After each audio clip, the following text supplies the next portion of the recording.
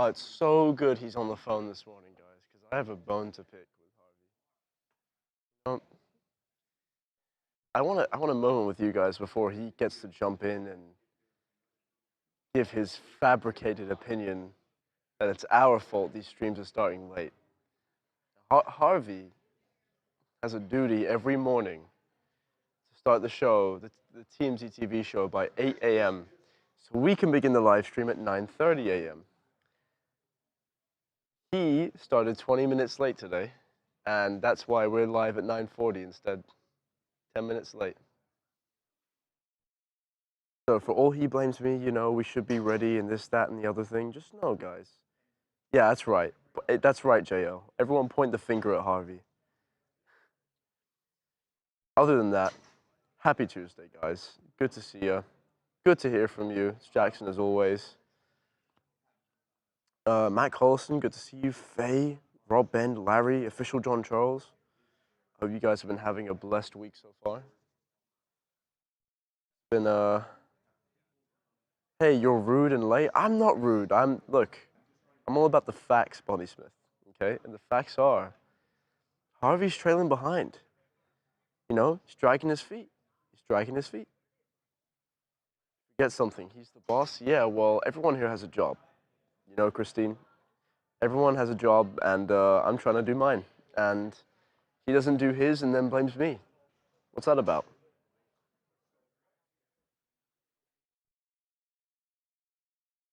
Just start the live and walk around the office and watch people working and talk to them until Harvey shows up. He's busy, and this is just a live. Be flexible. No big deal. Kelly, but what am I supposed to do when, you know, the show's starting 15 minutes late? You know what I mean? There is no walking around the office if he's dragging his feet. Then we can't get the show up. I love how like amped up everybody in this chat gets when I pull Harvey's leg, because I think everyone believes that I'm being genuinely disrespectful.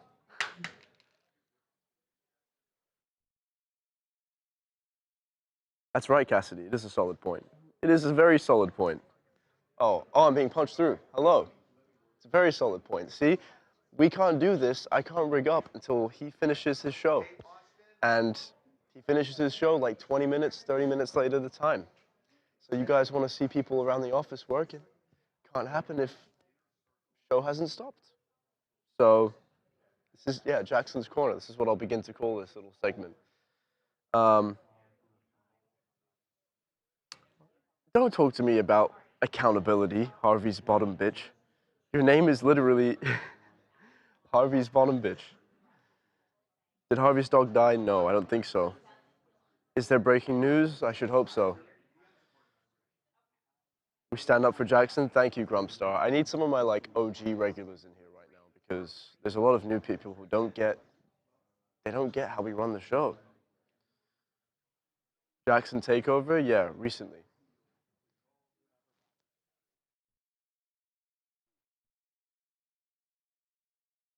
Begin each morning with Jackson's Corner and just chat with us. Okay, that's what I'm doing right now. What's up, Bonnie Smith? What's up, Angie? It's good to see you all. Maria G, I'm trying. It looks like Harvey's closing a lead right now, as always. This is very promising for when we start in the mornings, because if he's up at his desk and there are people gathered around and his mic is down, we're not allowed to hear what he's saying, that means today's TMZ Live is going to have a lot of substance. So I'm excited to see what happens. A little ad here. How heavy is that camera gear? It's getting lighter. It's getting lighter for sure. That looked really dumb. That looks really dumb. I just saw me do that. Jackson, better than Harvey? I like this sentiment. I like the sentiment. Any more Diddy updates? Yes, actually. There's a big Diddy update that I think we're going to start with today. The prosecution wants to hand him 11 years, which I think is the maximum sentence for his charges, and a $500,000 fine. So we're going to get into that. Am I British or Australian? Yes, sir. Would you believe me if I said both? Let's talk about French fries again. What do you want to talk about? They're French. I made my statement. What's up, Alessandro? What's up, Nisi? Had take Jackson out to pee after waking up. I hope I'm not joining you on your pee break. It's kind of disconcerting. When's David being arrested? No idea. No idea at all. I think that you're doing an excellent job as narrator and the cameraman. Thank you, Bonnie. I appreciate that.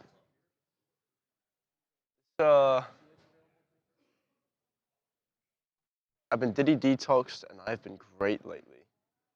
Hey, you don't have to consume Diddy news if you don't want to. Who was that? Justin Harris, you know? You are more than welcome to switch off or come back to TMZ Live another time. What's up, April? What's up, True Honesty? Prosecution for the win? Yeah, handing down the maximum sentence. The judge is set to hand his official sentence down this Friday. So this Friday, we're going to see what Diddy's fate is. Is he going to go to jail forever, or is he... Forever, obviously. A little over a decade. I don't think he's going to get the maximum sentence, but I understand why. That's what a lot of people want. Harvey is just dragging his feet today, guys. Can you believe this? I wish you could see. Like, he's just absorbed into his computer right now. Wow. The other guy that did camera went around talking to coworkers. You know what? Okay, fine. Looks like, what's up?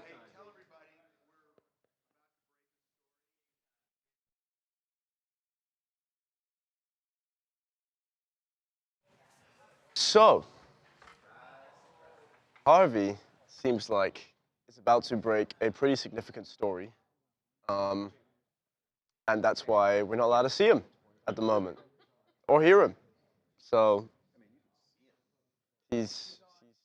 no, he can't. He's like he's buried his nose into his computer screen there. Huh? What? A short joke? Is your mic, is Charles's mic on? I can't hear a thing. I don't know if any, oh, it is on there. What's on everyone's mind this morning? I don't even know. Is Andrew Tate a forbidden subject here? No, I don't think anything's a forbidden. No, definitely not a forbidden What about subject. Andrew Tate? Is there something new? I haven't What's heard the anything last about. So Andrew Tate is suing the ex-girlfriend who filed charges against him, but the charges were dropped. Oh, she dropped. Oh, she dropped the charges. The Oh, DA judge, dropped oh, the them. DA dropped The them. DA said, not enough here to go forward. And now he's suing her. Well, I don't know what more to say about it. It's, you know. What do they want to say about Andrew Tate? I don't know. What do they want to say about Andrew Tate? Tyreek Hill's knee injury. Oh, I'm going to be honest with you. I haven't looked at it yet. I was driving home when it happened, and I was talking to someone who was describing it, and I said, "That's enough. I can't look at that."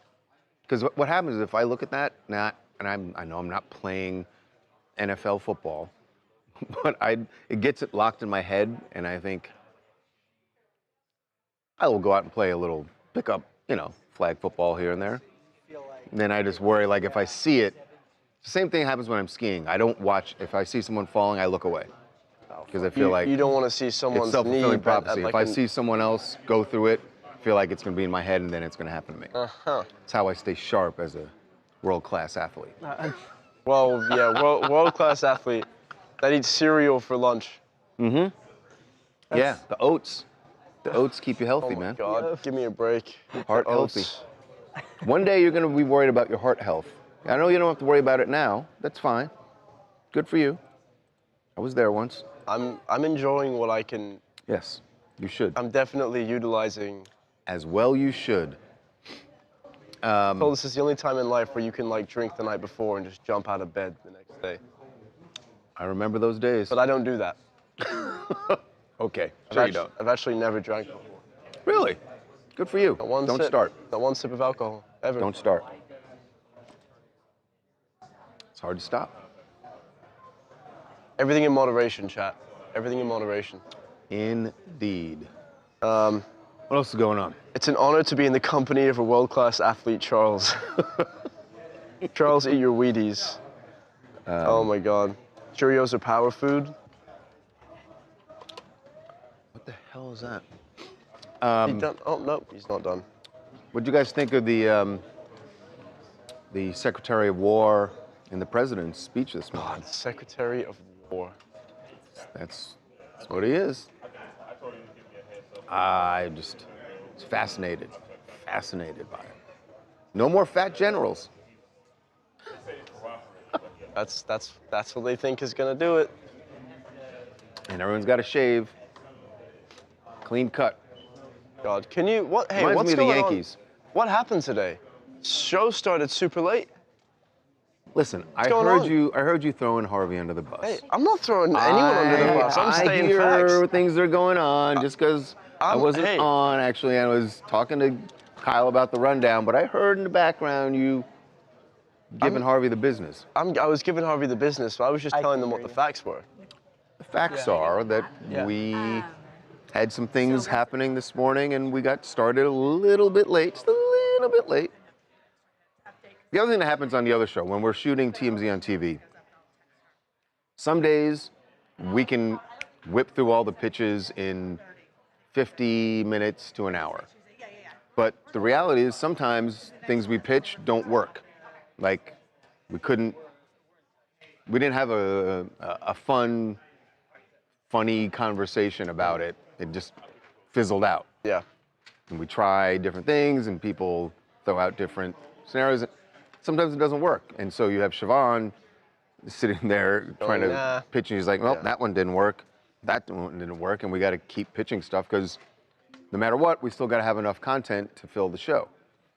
And then we end up going a little long, and then Jackson starts going like this because he knows that he can get on the stream, and then he's going to talk shit about Harvey being late. And If I'm ever late, if So it I'm all at works least out. 2 minutes late, Harvey used to go 2 minutes and 47 seconds. Huh. the difference And is, now I'm going to go 20 minutes. the difference is you're never going to win, Jackson. You can't win that because he's Maybe- always going to say whatever he was doing that delayed it was more worthwhile because he's the boss. It's the way it's always going to work. Okay, I just got to come up with a genuinely good rebuttal. But it may take me a He's few never going days. to, by the way, he's never going to say that, but that's the reality of it. That's the foundation of his argument. That's the paradigm. Okay. And it is, I mean, it's not like, I know you were joking around when you were giving him shit, but it wasn't like we were just sitting around doing nothing. Like, we started late because there was I told him that. I told him that. There were some important conversations and phone calls and writing that had to happen before we started the other show. You know, you got to prioritize. It's great to hear Charles talking without getting cut off every other sentence. That never happens. I don't know what you're talking about. Who does that? Yeah. No, I'm just. Watch, he's honestly, gonna jump in right in the middle. He's gonna be like, "All right, everybody." I've been having fun with like letting Harvey have it, giving it back Of a little course. bit. So whenever Listen, he's late, that's I'm like. the But they beauty- think I'm serious. That's the beauty of this office. We give each other shit, like, and we can freely, and we have a little more license to because, well, we're doing it for you. Here we go. Most offices, you couldn't get away with Jabbing. half of the stuff we say because HR would be up your ass. But this is TMZ. you know, we have a little more leeway, a little bit. That's not to say that HR isn't always watching. No, they're a dominant force in this office. Jackie is always watching. Oh, always. All right, It's amazing. She knows I think everything. we're that gonna pan happens. over here, unless Anakin has something to say. I have something really. Hang on, Just, wait a sec. Just to confirm, so I can get this moving. This is. Oh yeah. I hear you. Yes, Jackie is always watching, guys. Oh yes, hello. We're over here. Okay, because Charles has turned his back. Yes, indeed. We can tell Charles had a cereal today. I don't know if Charles has had a cereal today. Have you had have your not. cereal today? You I have not. generally don't, I guess you call it intermittent fasting. In the morning, I don't eat. I have tea, iced tea, You have an iced tea to start off? hot tea, and maybe a little breakfast bar or something. That's it. Where is Harvey? That's a great question. Sec. He's there. He's ready to Did go. Harvey just get a call? Oh my gosh. You know, I remember a time where Yeah. I'd come over here and you'd go, Jackson, 2 minutes and 47 seconds behind. Did you have the what- camera on me? Huh? Did you have the camera on me ever in the last half hour? Once or twice, yeah. See me in the phone? I did. See me typing? I did. What do you think I was doing? It's you funny- Think you think I was ordering food? It's funny What do you that think I you was say doing? that. What do you think I was doing? Well, What do you 50, think well, Just take a wild guess. What are you supposed 10 to? minutes after the show was What do you- supposed what to do you start, suppose I was- you were closing a lead. Pardon me? Closing a lead. You were trying to Yes. get a story. Yeah, and I did. And you did. Yeah, However, what time did you finish TMZ TV? 9:30. When did we start the live stream? Whenever you got your act together. No, because I can't get my act together. What time Harvey, did you until- get your act together? I had to jump on 9:35 because we Okay. didn't have the equipment ready. Okay, 'Cause- that's on you. No, why is it on me? We have to get the other show We- done. So when anyway, we have to get the we other broke show a done, story we no just put up on the website. Jackson apparently thinks it's so trivial that I'm not going to talk to you about it, I guess. So let's move on. Let's talk about something else. How's that? Damn. How's that? Shots fired. You want to talk about something else? What do you want to talk Everyone's about? saying Jackson? Harvey's so gangster. Harvey, Harvey, no one saw you. Harvey, no, if no one saw me, it's because Jackson doesn't know how to point the camera. Harvey is a journalist / lawyer for sure. Harvey's looking good. Harvey, go get him. Love this dude. So Is look, this Keith Urban? yeah, we broke. Ooh. We just put this up. We need to be. Look, we are. This was a story that Charlie and Brendan. In fact, come on over here. Let's talk to them because they've been working on this since 6 in the morning, and we just needed to make sure that we had our ducks in a row and that it was accurate and fair. And so we made a lot of phone calls, and I just had to step in at the end to make a couple of calls just to confirm it. But so we're not saying this as fact, but we can say that Keith Urban and Nicole Kidman's inner circle, they strongly believe that Keith is now with another woman. Yeah. They are quick to say they're not going to talk about timing. They don't know what the timing is. They separated in June. So we don't know. They could have met 3 weeks ago. But they are, their quote is, it's all over Nashville. And that Nicole doesn't dispute it. She's shocked over it, but she doesn't dispute it. Yeah, Right. so some of the people that I spoke to are really connected in the Nashville scene, and they said, we know that Keith moved out. He got his own place in Nashville, which, that's where the marital home is as well. But from what I was told, they felt like he's been seeing another woman, and that kind of propelled him to get this new place. Obviously, if he is seeing a new woman, that would make sense, because he's not going to bring her back to a house that Nicole's staying at too with their kids. But look, do we know for sure? And we don't. we should say that we wouldn't put that up alone. Right. But we have sources who are Connected to connected to Nicole.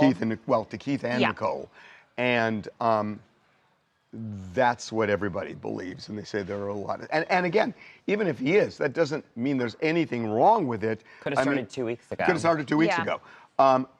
I will say, and this, we didn't actually put this in the story because we did put in that he's showing no signs of wanting reconciliation. She does. He Yeah. doesn't. We are told he doesn't. Right. I mean, the new thing is, especially in my last 2 calls, that their impression of this is he's done. It's done Yeah. for Yeah, him. he's Which, done. like you mentioned, like in both of their worlds, it appears like he might be seeing somebody else. That shows you how much he is looking to move forward on without her. He Okay, got but a new place. We're going to stop because we're going to do this for real on the show, and we're just telling you this right Oh, now. okay. Even though this is for real. Yeah, let me say here, Alexa.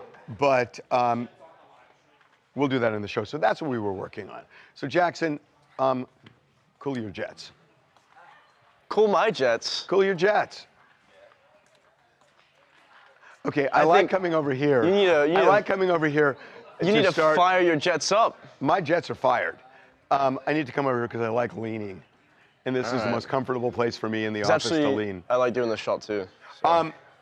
So if Joe Biden gave the kind of speech that Donald Trump gave today, Donald Trump would say Joe Biden needs to go to an old folks home.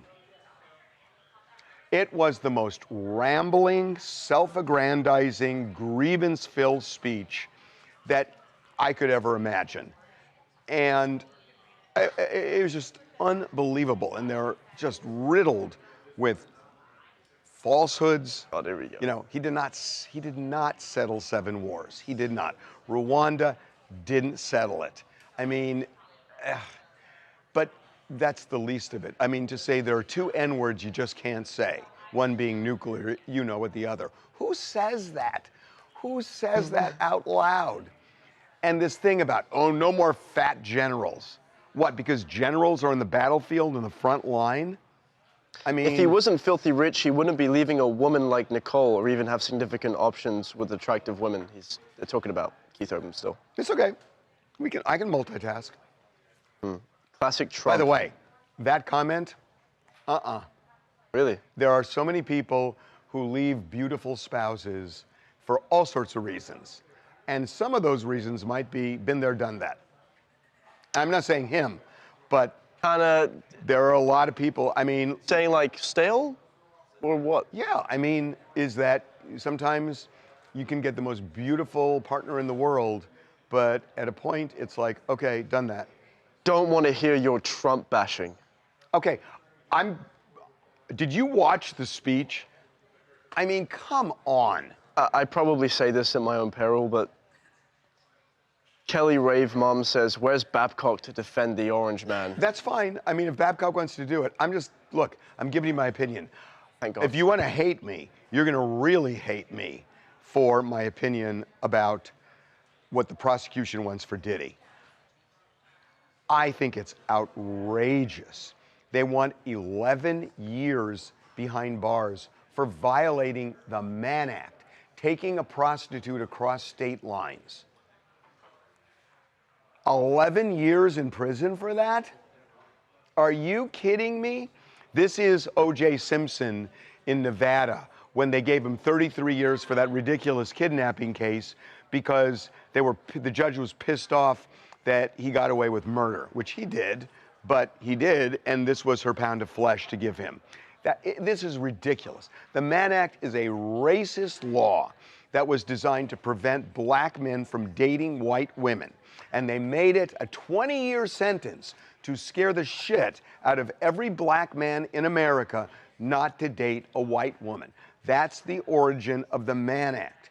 So to say, oh, we're going midterm by giving him 11 years, bullshit. That's ridiculous. The prosecutors lost their case. The prosecutors wanted to prove racketeering. They didn't. The prosecutors wanted to prove sex trafficking. They didn't. The Mann Act was just thrown in. And yeah, he violated it. Yeah, give him prison time. 11 years? Are you kidding me? Are you Don't you kidding expect this me? from the prosecution, though? It's like they lost. It just shows they're sore gonna- losers. Yeah. Yeah. But that's what I'm saying. Call it for what it is. Yeah. Not, oh, yeah, he deserves 11 years for the Mann Act. Bullshit. I mean, come on. But to the people, obviously, not everyone shares that sentiment. There are people in here that are adamant he should serve those 11 I years. understand that. And listen, horrible guy, did horrible things, beat the shit out of Cassie. Should have been prosecuted for that and wasn't. But the jury found him not guilty on fraud, force, and coercion. I mean, they did. I mean, the jury found it. The prosecution laid out the case. The defense didn't even rebut it. They just rested. The jury found him not guilty. So what do you do with that? I mean, he's been now found guilty of, the equivalent of, leaving the Burbank airport on a Friday with a prostitute, taking her to Vegas for the weekend and bringing her back. If he did something like that to your daughter or mother, how would you feel? Do what? The Mann Act is just is buying a plane ticket to have sex with a prostitute. That's what the Mann Act is. That's what the Mann Act is. You're right, Harvey, and it was a great comparison to OJ. He should get more. It is the perfect comparison to OJ. He should get more than just 11 years, Harvey. Shut up. Okay, why? Because you hate him? Okay. Because he's a terrible guy? Get it? But 11 years isn't long enough. I can't wait until he's tried and convicted on everything else. But do you understand? You got to follow the law on this stuff. And yes, this is a racist law. It was used against Chuck Berry and other black men. And it is rooted in black men should not be dating white women. That is the point of that law. And that's why if you look at a prostitution case, normally it's a misdemeanor. And here, it's a federal felony. And they made it federal because of the whole Confederacy and everything else and the Reconstruction and all of that. That's why they passed a federal law. Luckily, it's not up to you, Harvey. It's not up to me. I mean, I get it. It's not up to me. But explain to me why you would prosecute look. Beating on women is not okay. That's not the Mann Act. He's not being prosecuted for that. I think what people are saying is they know it's not the Mann Act. He's being charged for something completely unrelated, but he has done terrible things and he should be in jail for those things. But I got to tell you something. I covered the O.J. Simpson case. Every day of it. What? Every day of it. Every day of it. I was all over that case in the criminal case. And it was ridiculous to me the jury found him not guilty. He's the guiltiest man I ever covered in a court case. The guiltiest. And I get it. And it was appalling. And I felt he should have been in prison for the rest of his life. And he wasn't. But then in Nevada, this bullshit kidnapping case where he's trying to get his memorabilia back and he's in a hotel room and stupidly pulls a gun on a guy for 2 minutes and says, "Give me my memorabilia back." And they turn it into a kidnapping case where the judge gives him 33 years. That was retaliation for a jury not finding him guilty in the murder case. And even though I felt he should have been in prison for the rest of his life, it was for murder. And the jury said no. And you got to accept it, or the whole system is corrupt. So even though I wanted OJ in prison, that didn't happen. And another judge in a different case shouldn't impose the penalty that maybe should have been imposed in the murder case. And it's the same here, that yes, he should have been prosecuted for beating Cassie, 100%. But the statute of limitations ran on that case. And you can't do anything about it. And yeah, he's horrible. But you can't just say, well, I'm going to do street justice now. That's not what the system is. He clearly only trusts certain prostitutes. If he was your client, you'd be mad if he hired a different prostitute. All is consensual. People should quit lying to themselves. Money is the greatest motivator. I mean, again, if this were, if what he did was, if he didn't cross state lines, this would be a misdemeanor. Than the Mann Act stuff, the prostitute thing. It would be a misdemeanor. City attorney would handle it, and he'd get probation. Diddy is not a punching bag for your racism.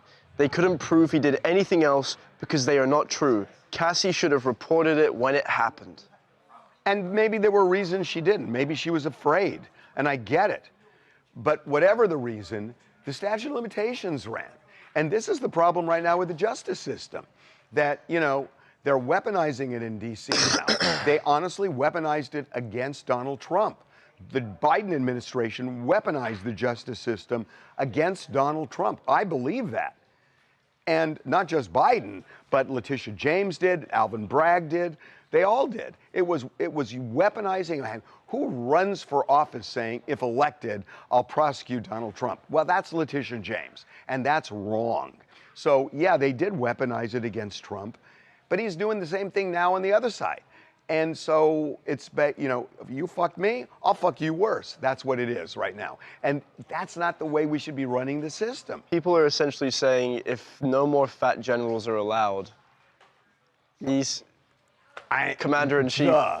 you know? I mean, there's a phrase in the law, a Latin phrase, res ipsa loquitur, which means the thing speaks for itself. Yeah. You keep talking about it, and the jury said he wasn't guilty, so shut up about OJ. May he rest in peace. All right. Oh, well. It's always so easy to spot the ones who have never experienced abuse. It's not that easy. No. I'm not saying he wasn't abusive. I'm not saying he wasn't. I'm just saying that if the judge sentences him because of the 2016 Intercontinental Hotel video, is that right? If the judge gives him, say, 11 years because he's so pissed off at that 2016 video. That video was not before this judge as you know, as well, it's a also charge. not what he's being charged with. Well, that's the point. And so does the judge do that for a Mann Act violation? And again, I think the Mann Act is really relevant here. Again, a racist law, undeniably racist. I think, this is just me talking, the video has already been leveraged as much as it can in this case because his defense team tried to get him out, but then the prosecution argued that, I mean, look at this video, he's obviously too dangerous to be let out. You're and right. The judge agreed. And maybe so they that's did use the video. Maybe that's a sign that the judge is going to throw the book at him. I don't know. But again, 11 years for the Mann Act is ridiculous. How do you justify a prostitution case giving 11 years in prison? Come on. I mean, come on. Celeste Rivas Hernandez was reported missing in April of 2024, but new video shows her in a screaming match at her parents' house 4 months afterwards. She was not pregnant. Speaking to our video. Yeah, she was not pregnant, and we're going to get into that as well. Have we put the video up of the ex-boyfriend? That's up, right? Okay. So we talked to an ex-boyfriend of Celeste's, you know, who was telling us she had big family problems. And we've already reported that. She had a rough, and he told us things that we haven't put in the website because it's unfair to do without getting the other side. But there were plenty of allegations she made, you know, about the way she was treated at home and why she ran away and whatnot. And there are other allegations that this guy made that we're not going to put up because some of it's hearsay, but he was her ex-boyfriend, and he did interact with her after they broke up, and he talked about her running away and all, and we have that up on the website right now. We're going to talk about it on the show. Good. And it is interesting. We got the death certificate. We broke that yesterday. And she was not pregnant and had not been pregnant for a year. That's what they can determine from the autopsy. So all of these theories that he supposedly did it because she was pregnant, she wasn't pregnant. Is 11 years too long of a sentence for Diddy? Yes or no? 61% say yes, 39. Oh, excuse me. 39% say yes, 61% say no. Yeah, and I know why you're saying no, but if this were Joe Schmo, and he just brought a prostitute across state lines and had sex, say they went from Burbank to Las Vegas and then back, would you give him 11 years in prison? And you guys know you wouldn't, right? Well, that's what he's charged with. That's what he's charged with. You should say it like... That's what he's charged with. No, exactly. Oh, no, excuse me, not true. That's what he's convicted of. Yes.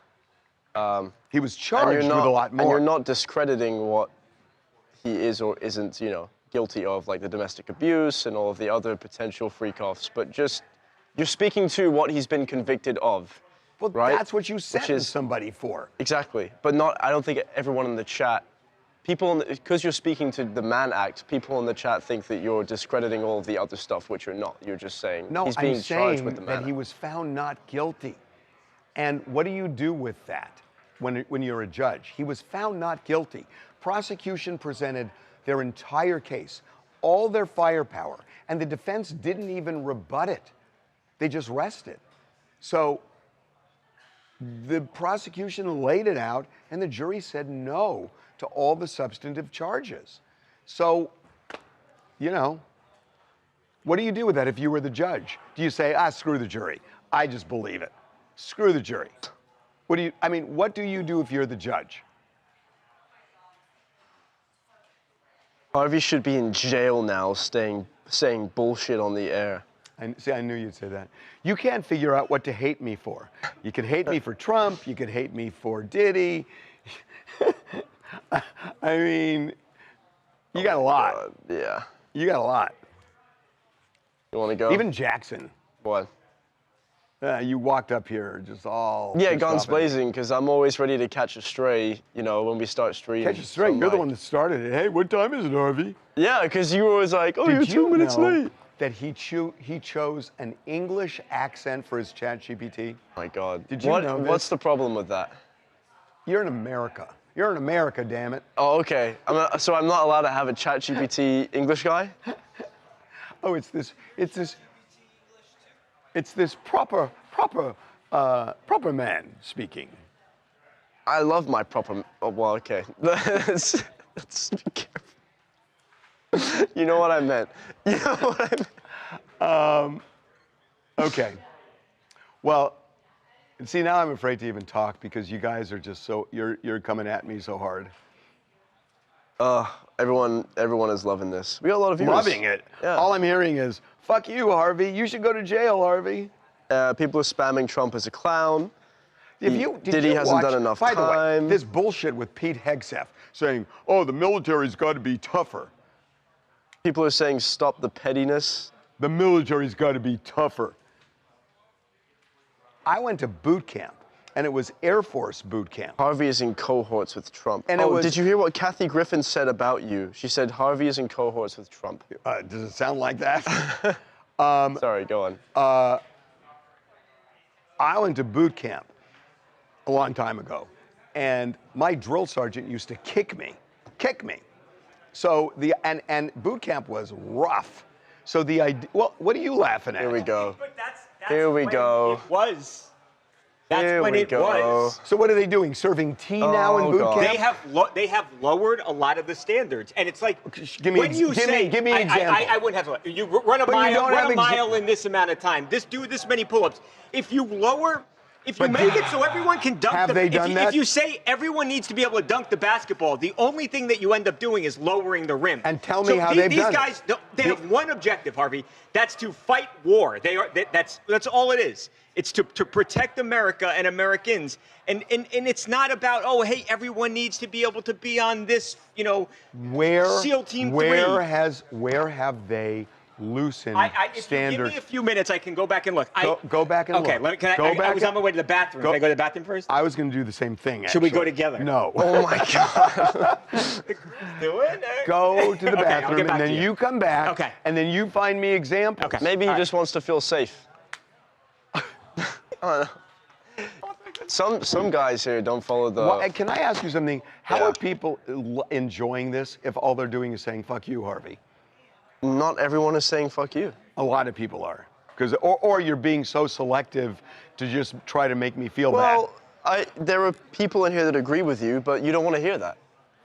You don't like being in a silo. You want to hear people that attack Right. you. But So see, I the pick thing those. about that is also a silo.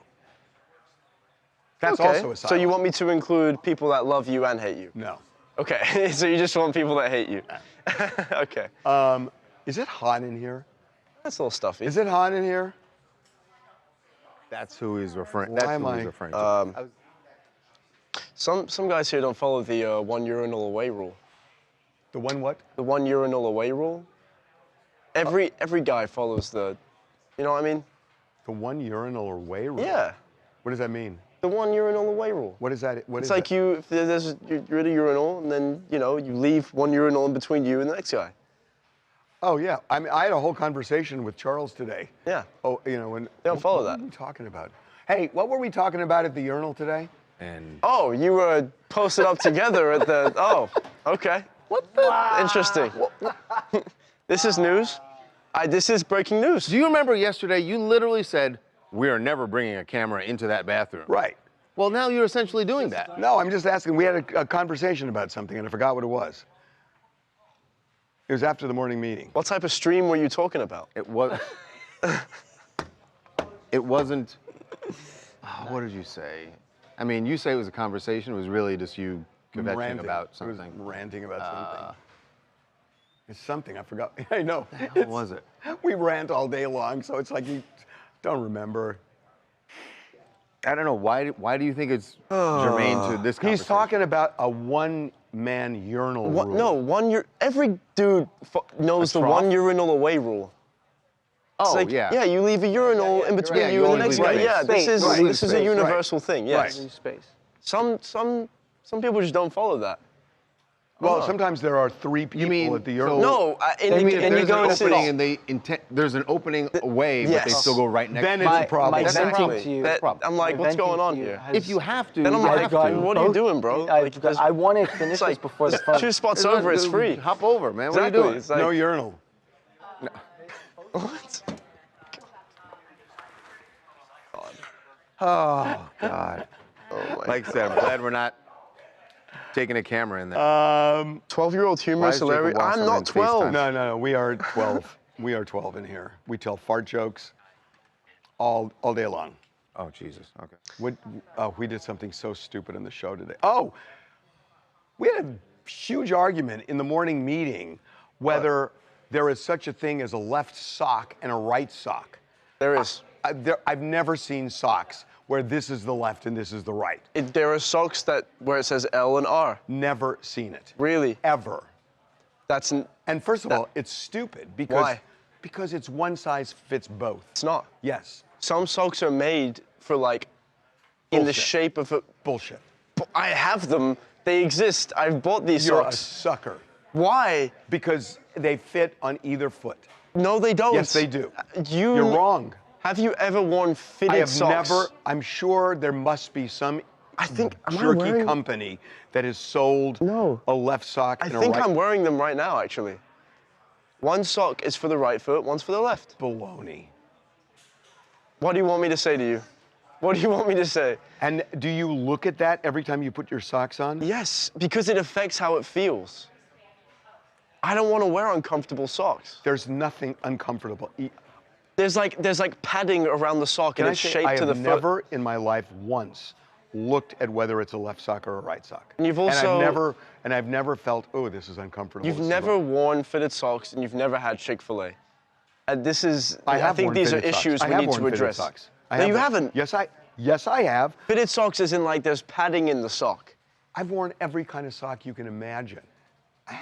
And this has never Weird been, flex, but no, okay. this has never been an issue. Ever. I have worn every sock in existence. It has just never been an issue. It's so stupid. And Derek took his smelly socks off in the middle of the room today to make a point. And ugh. Why you got people with the dogs out in the morning meeting? It was Derek. Okay, Babcock, are you looking? Please no more name that tune. Oh, Babcock's not back. I have a feeling it wasn't the urinal. I don't know what he was planning then when he said, let's go together. Dude.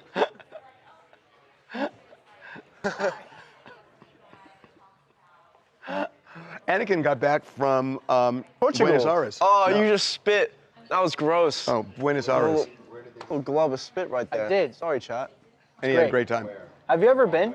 To Buenos Aires? I just- No. Never been to Argentina. You go, you want to gain weight? You should just go there. You just go there for 2 weeks. Oh, there's Babcock. No, I guess he just went to get just made food. That's myself. why. Are you looking it up? Yo, Babs. you looking it up? I am now. What'd you get?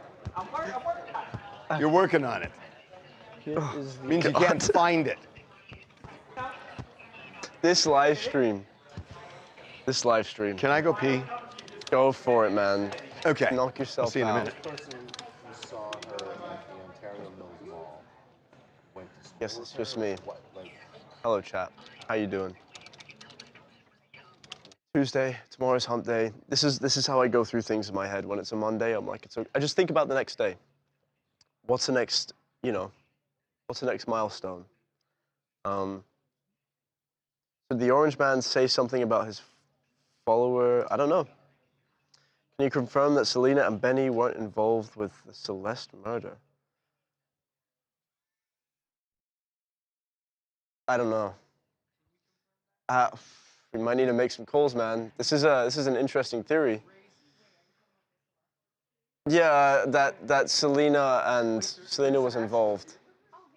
Information, so we're not paying for that. Oh. No, it's fine. I don't think we're switching to her. Toe socks? I don't know what toe socks are.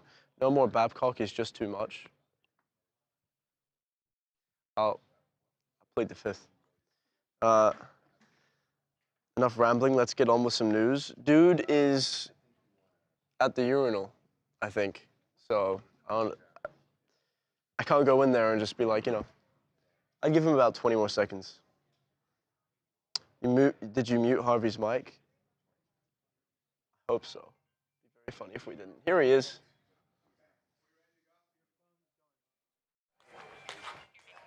Okay, hold on one second. Let me.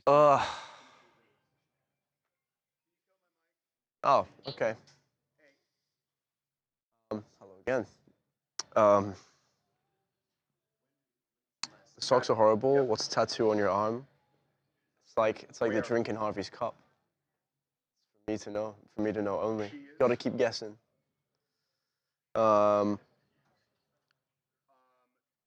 They must have not found blood at house because they would arrest David. That's true. I feel like if they found any credible, significant evidence linking him to the murder, they would at least name him as a suspect. Maybe they won't, but who knows? I just live stream here. It's my job. When it comes to fact checking in this state, not too good at it. I'm not a Trump person, but I do like hearing Babcock's point of view. Yeah, it's good to not be in a silo, you know? Enough about the socks, straight out the wrinkles. Babcock always brings the goods. Maybe today Harvey can try Cardi. So he was playing Name That Tune the other day alone with Derek. And I was like, the chat really wants you to listen to Playboy Cardi. And Harvey said that would never happen.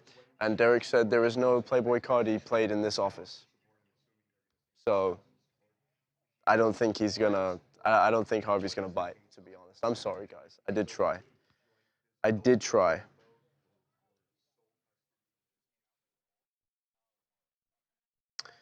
They want to make sure they have solid evidence against him. That's true.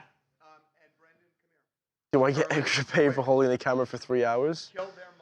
No, I don't. Yeah, do you want me to back up? Okay. Okay, you might want to punch to him.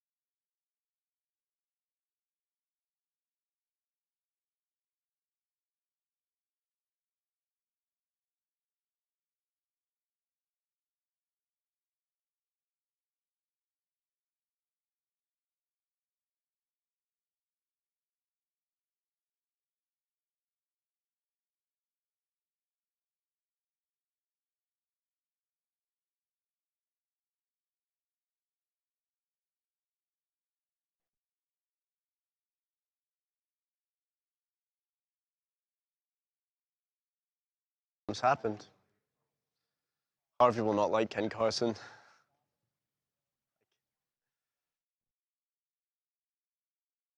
I know you want to hear this, but, you know, what happens if we leak everything that's happening, you know? Another outlet picks it up, we don't break it, maybe we report something factually incorrect. 56, 55.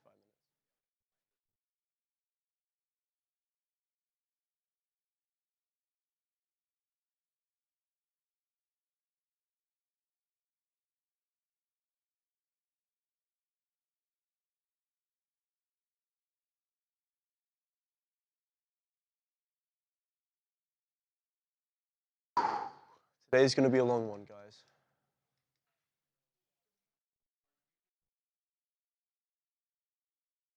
Be a very long stream.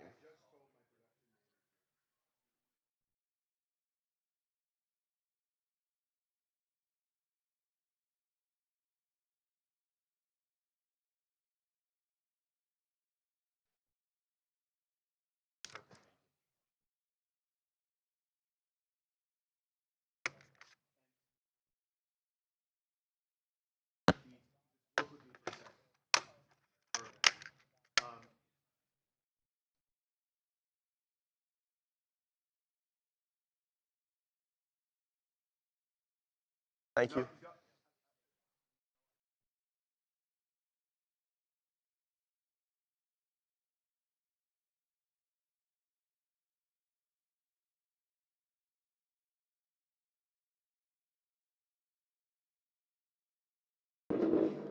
I'm just gonna walk by here really quickly and just want to give you guys a an angle at least into what's going on here. Okay.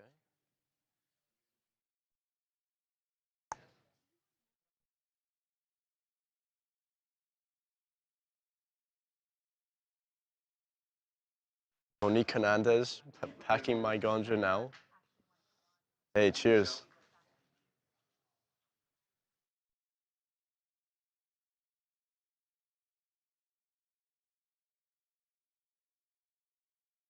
Pass that.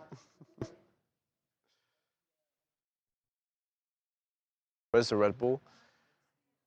So, a little story about the Red Bull. I actually had a doctor's appointment recently. And there's this thing when they take your blood pressure, it's called systolic blood pressure. Mine was pretty high. It was 98, which means I have like something called stage 1 hypertension. I have like very high blood pressure apparently. For a 21-year-old kid, I have it's like that of a 40-year-old man's blood pressure for some reason. So Red Bulls are gonna have to be cut out of the daily routine. Oh, hello. Red Bulls are gonna have to be, yeah, unfortunately, they're on the chopping block. What's going on? You loving this shot? This, I like being told they like this long kind of sniper lens shot.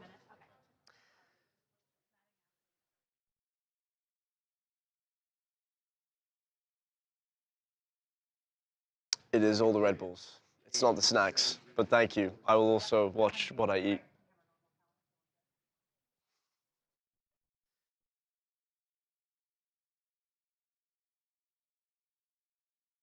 Because you deal with Harvey daily? Probably. A lot of people here probably have high blood pressure and don't. Like, to be honest.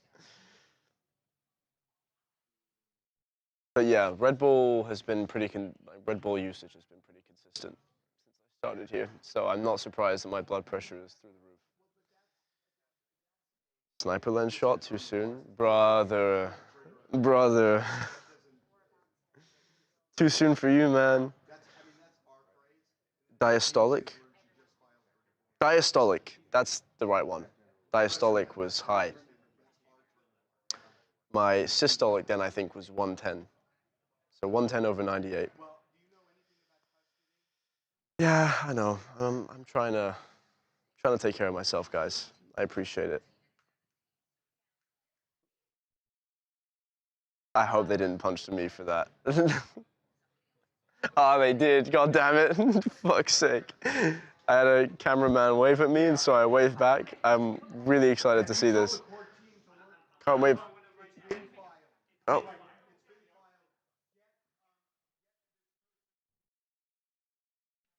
Oh, God.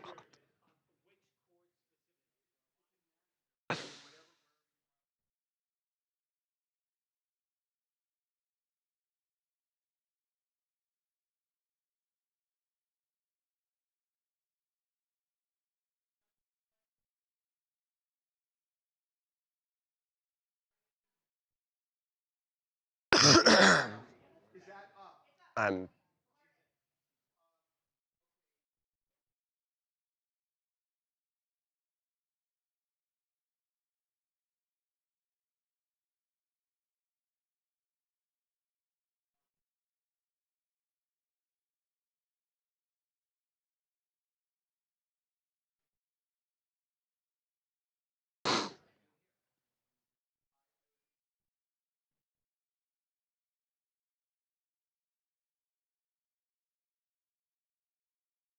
Don't worry, guys.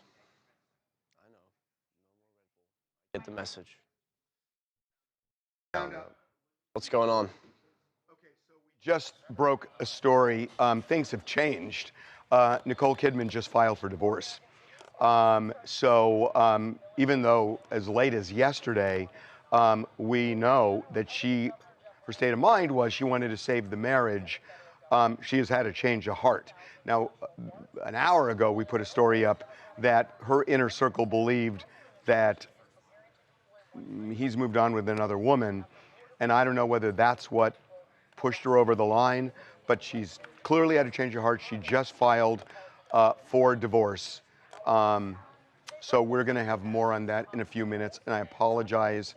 That's why things are a little rough right now, because we're working on a bunch of stories. Pick up the pace, Harvey. Jeez. Okay. Seriously? Yeah, we have a show to do. Well, either we're circus animals performing for you, where we have a show to do, or we're inviting you into our office where we're working and getting the show done in the process. So my version of this is the latter. If yours is we're a circus animal, a circus act, where we're just performing, really? It's funny you say this is a circus act, yet the camera's on you. Well, that doesn't mean it's a circus act. And I didn't ask the camera pointer. You pointed to him, to Kyle. He doesn't have shit to say to you. I mean, look at him. You want to look at him? He has nothing to say. Oh, God. Oh, you talk to him for a minute. Watch how stirring this is going to be. Talk to him for a minute. Say something. Welcome to TMZ Live. Is that what you want? That's what you want? That's what you That's want. what you want? I like it. Thanks, man. That? Don't come over here. Oh. Did you find somebody? Okay, we need to get somebody over right now.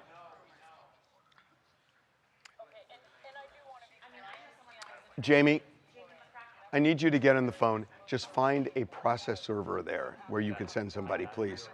Like, just get on the phone and just short circuit. No, we're not playing name that tune today. And if they're doing it, we'll have two go at the same time. I don't care.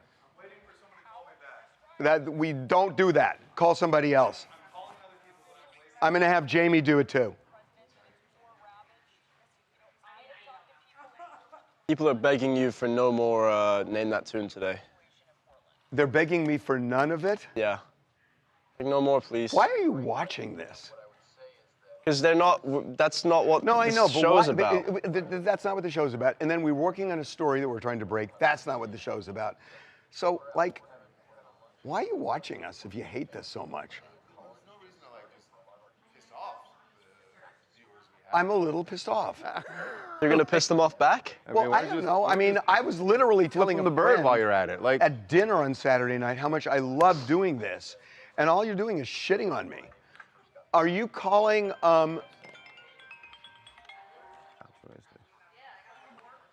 Hey, Do you want your mic down? Might want to put his mic down.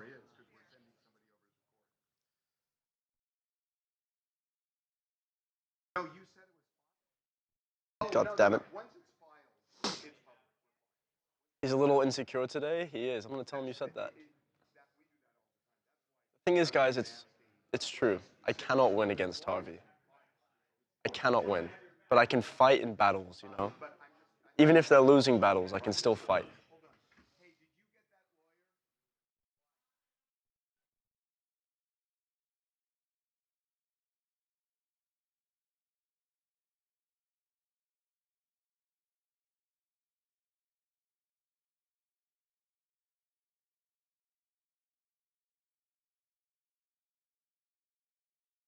Yes.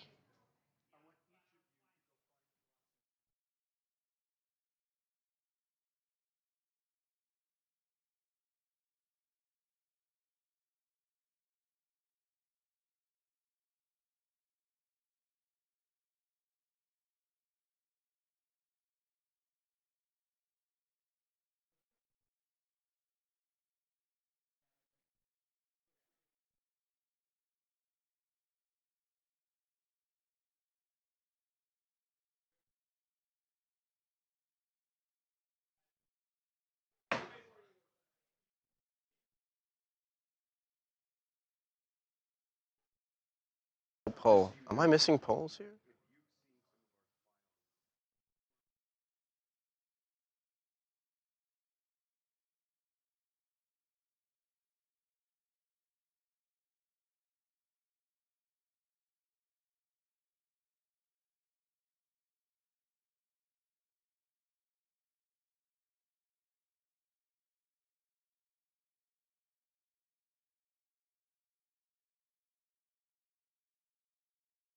I'd be mad if he cancels TMZ Live because of me. Already kind of did. In one way, shape, or form. All the jokes are at his expense. You guys don't know Harvey like we know Harvey. He can take it. He can dish it and receive it.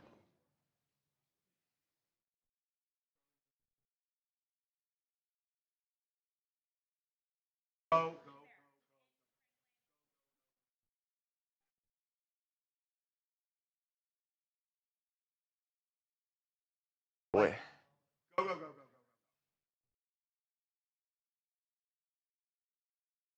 Millions of people on Twitter weeks ago were saying that you run this place like the Navy. They're right. You do. The Navy? Yeah. The Pete Hegseth Navy or the pre-Hegseth Navy? I don't know. The Navy that works hard. Yeah. Go. Just, if we have 5 people going, we don't know where they're coming from. Oh, God, yes. God, yes. Yes. This is Harvey when he's happy. Happy. Okay, stop What? doing a personality profile. What? They want to know. They want to know. I got to give him something. Okay, I know it's 10:45. We're kind of busy.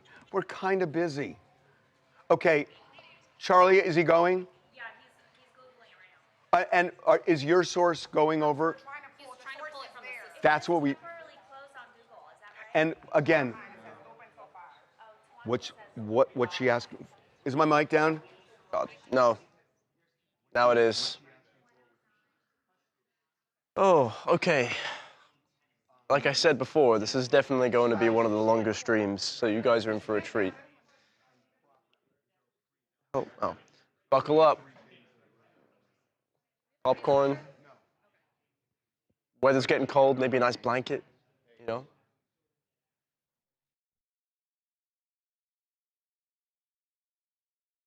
Yeah. Franklin County. Don't know anything.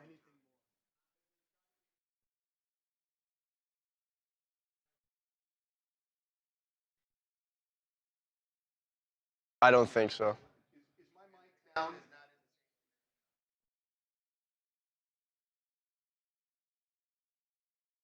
I'm showing you. I'm showing you phone.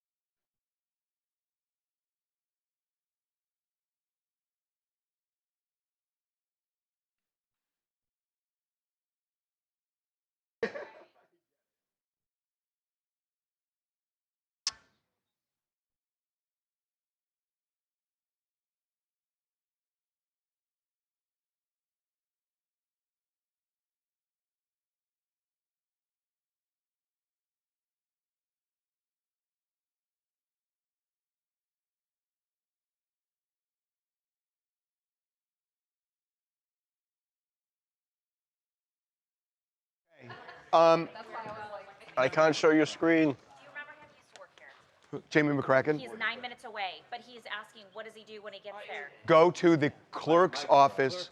The clerk's office. Hold on. The civil clerk Here, hold on. that does family law. Hey, you're on with Harvey. Hey, Jamie, it's Harvey. Oh, hey Harvey, what's up, man? Sound down, please.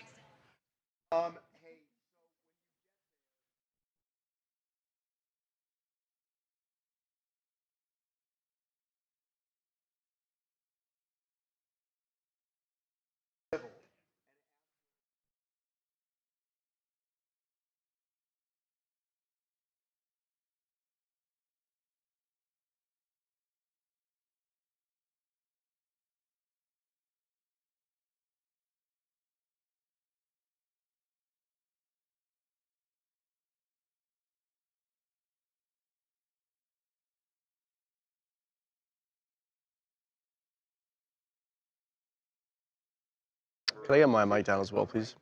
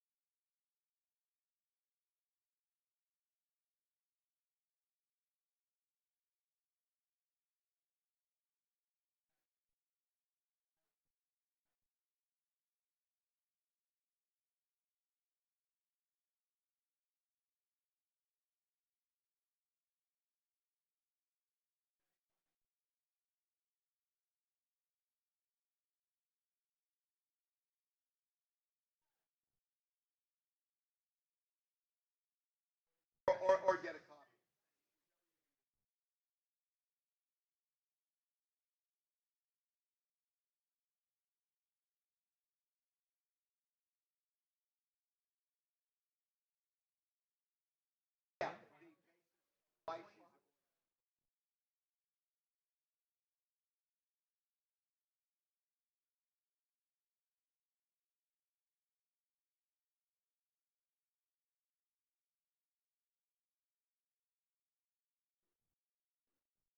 All right.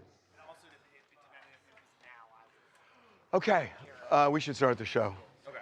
We're leading with this. It is 10:50. Should we hold before we shoot it? Hopefully get. Should we shoot Diddy? Yeah, first? we should shoot Oh, that's Diddy. gonna be A2? We should shoot Diddy first. That's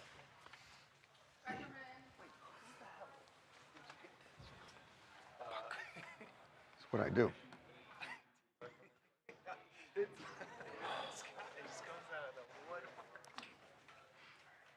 Okay. Oh my God, I was going to wear that today. Do you consider that blue or green? You know what, though? He has no idea what color. These jeans are having their day. Oh, you got a hole in your jeans? Well, no, these are from 2003. 2003. You have jeans older than me? These are, they're not older than you. They are. Oh, You they said are. they Jesus are. Christ. That's, yeah, these jeans, I started wearing these jeans before you were born.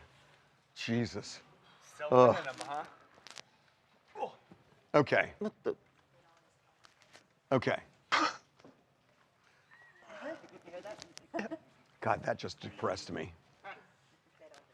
Oh, we're on the wrong side. I don't know why that even matters. It doesn't matter. Okay, then. You think you have a Let's good go. side, and you don't really. It's just a side. What an asshole.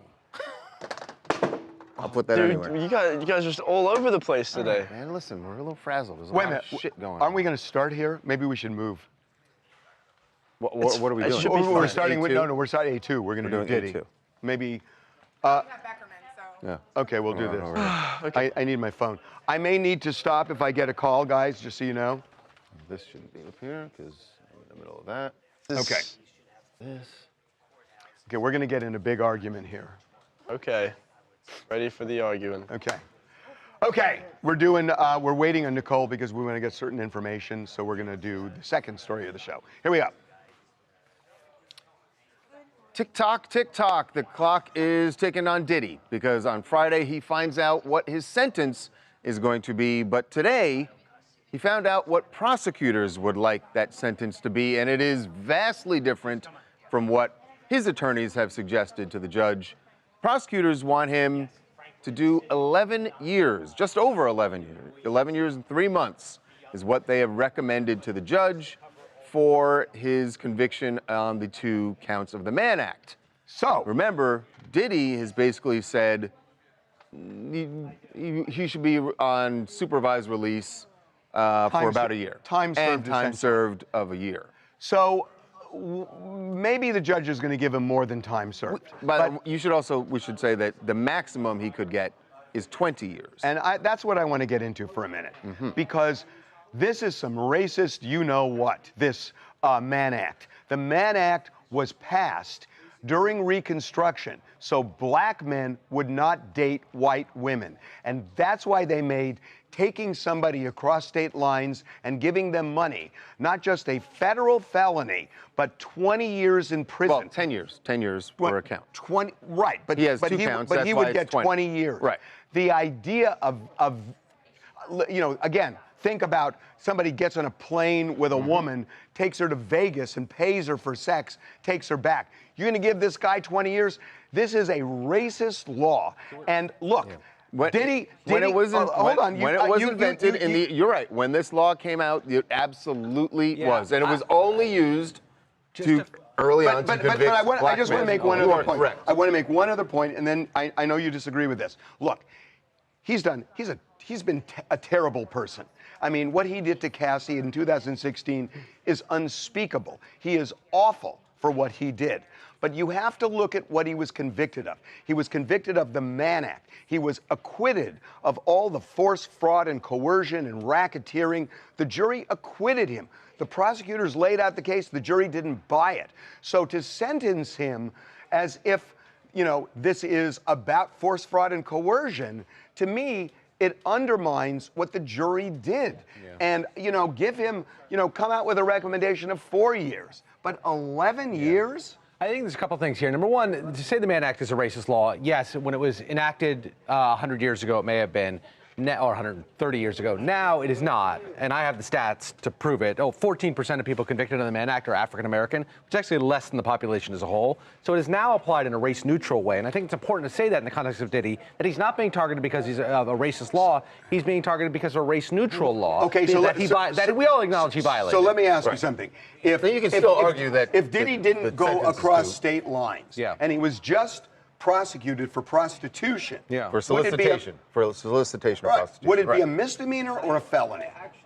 I suppose it would be a felony if he was... No. It's absolutely a misdemeanor. Well, there are prostitution charges that can't be, especially when violence is but involved. suppose your nose was a doorpost. That's not what happened. No, but hold on. That's not what happened. I know, but the difference is a plane ticket. The only difference is a plane ticket. And the difference is the law. And the law is a racist, antiquated... It is not racist. It is antiquated. He just gave you the stats that it's not racist. It's a ridiculous... Would he have been prosecuted if it was just a Mann Act issue? No, he never would have been, but he was. But also, but Harvey, you acknowledge every prosecution. I would say 90% of them have ancillary in the alternative causes of action that sometimes people are convicted under, and we still punish them for that. I know, but then the question is, what do you give them? What I'm saying to you is, if this were a state crime where you didn't cross state lines, it would 100% be a misdemeanor. But you keep saying if, but it's not. The only difference, Charles, is a plane ticket. And are you going to give somebody... That's the reality of what happened. You are not arguing what is, you're arguing what you think should be. No, I'm just... What is each conviction of the Mann Act carries 10 years in prison. A maximum. Maximum. Is this a crime that requires intent? Of course, every crime requires intent. Right. So if it requires intent, what's the difference if some guy's going to have sex with a prostitute from in Los Angeles and the prostitute's from L.A., or she's from Indiana and flies to The LA? worst thing that could have happened with Diddy is that he was prosecuted on state law crimes, because we know that he committed horrible acts of abuse. He should have been prosecuted for that. But he wasn't. But nevertheless, he was prosecuted. Because he paid was someone convicted. off, by the way. But terrible. Yeah. And he Terrible. Horrible. I know. So I'm not. But this sentence should not be about the judge that. has I a lot of understand. leeway here. The judge can give him time served, all the way up to 10 years per count. Give him time. I'm not arguing that. I'm just saying What I don't 11 understand is- years for this is ridiculous. You are getting so worked up about just the recommendation from the prosecutors. That doesn't mean this is what the judge is going to do. I know, but they're sore You know that they the just judge want isn't to gonna- save face. Had is they why said- they're had doing they it. said if 5 they were years- sore losers, they should have said 20 years. I think they think he's a monster, and that he should get He a lot may of well time. be a monster. Right, and so if But the yes. law allows for 10 years per count, they're saying he's a monster, give him the 10 years per count, or give him, in this case, 5.5 years Did you per even count. get to make the point you wanted to make that But this was OJ? I can't because we're out of time. You'll all think it later. It's okay. I'm Nina from Dallas, Texas. I feel as though Diddy is a monster. He deserves to serve at least 2 to 5 years. But I think to keep Cassie safe and the other victims, it needs to be done. Yeah, I mean, 2 to 5 years seems to be kind of a range here. So if the prosecutors had said 5 years, you would. That's what I Your thought. blood pressure would be much lower right now. Yeah. All right, great. People are telling you to keep interrupting Charles. They're like, yes, Harvey, yes, keep interrupting him. Keep talking over Charles. Oh boy, you think Oh, it shit. affects me anymore? Come on. I highlighted what's important for him. Our guest is in. He has a tight window. I see no highlights. It's on the second page. So wait a minute, who is he? Is he Congressman for the Fort South Carolina? Yes. Even around. Congressman to, of like, South Carolina. Answer you guys' questions. He's also Signed a letter with 32 other veterans in Congress endorsing Hegseth. chairman of Chairman of the the. Military yeah. and Foreign Affairs Subcommittee. And he's a JAG officer, Yes. So he has military. Air Force. Okay. Look at the Captain second in the page South for our Carolina Air guy. National Guard. Look Okay. at you guys. All right. Soundbite Patriots. wise, That's all you need to know about Pete Hegseth. do we want to run maybe just, or do we want to run Trump? Oh yeah. What Trump do you have? N-word. Yeah, let's do that. Yeah, we can summarize what Yeah. Pete said. Okay. Awesome. Awesome. The guys are coming over to say. All right. Hey, Congressman Timmons, it's Harvey and Charles. Thank you so much for doing this. Happy to. Good afternoon. We have something in common. What's that? I was Air in National Guard. in the California Air National Guard. Great. Did you ever go to Ukraine? No, Oh. but I went to Reseda. Okay. By the way, you should give him a little time frame. Congressman, he was in the Air National Guard Yeah. probably Congressman, around when you were born. I may look 25 to you, but I'm not. So California, their state partner is Ukraine. So the California Guard has been going over to Ukraine for 30 years. Okay, still past my time. Yeah. All right. Fair enough. Did you go to Lackland? No, I go to Maxwell in Montgomery, Alabama. That's where all of our training is. We went to boot camp in Maxwell? I did. So officers go to Maxwell Air Force Base. Okay, I got you. Okay. Okay. I was not an officer. It's not all it's cracked up to be. Okay, here we go. Thank you again. Thank you so much. We really appreciate it.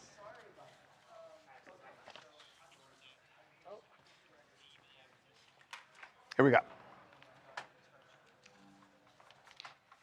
Welcome back to TMZ Live. The military brass, got a rousing speech, two of them, from the Commander-in-Chief, President Trump, and the Secretary of War, Pete Hegseth, who they had this big meeting in Quantico, Virginia, with 800 military leaders from around the world who were all brought back to Virginia for this meeting. There were some things you would expect in the speech. A lot of Pete Hegseth's speech was talking about the new culture and some interesting changes for officers in the military. This was a part of President Trump's speech where he started talking about our nuclear arsenal.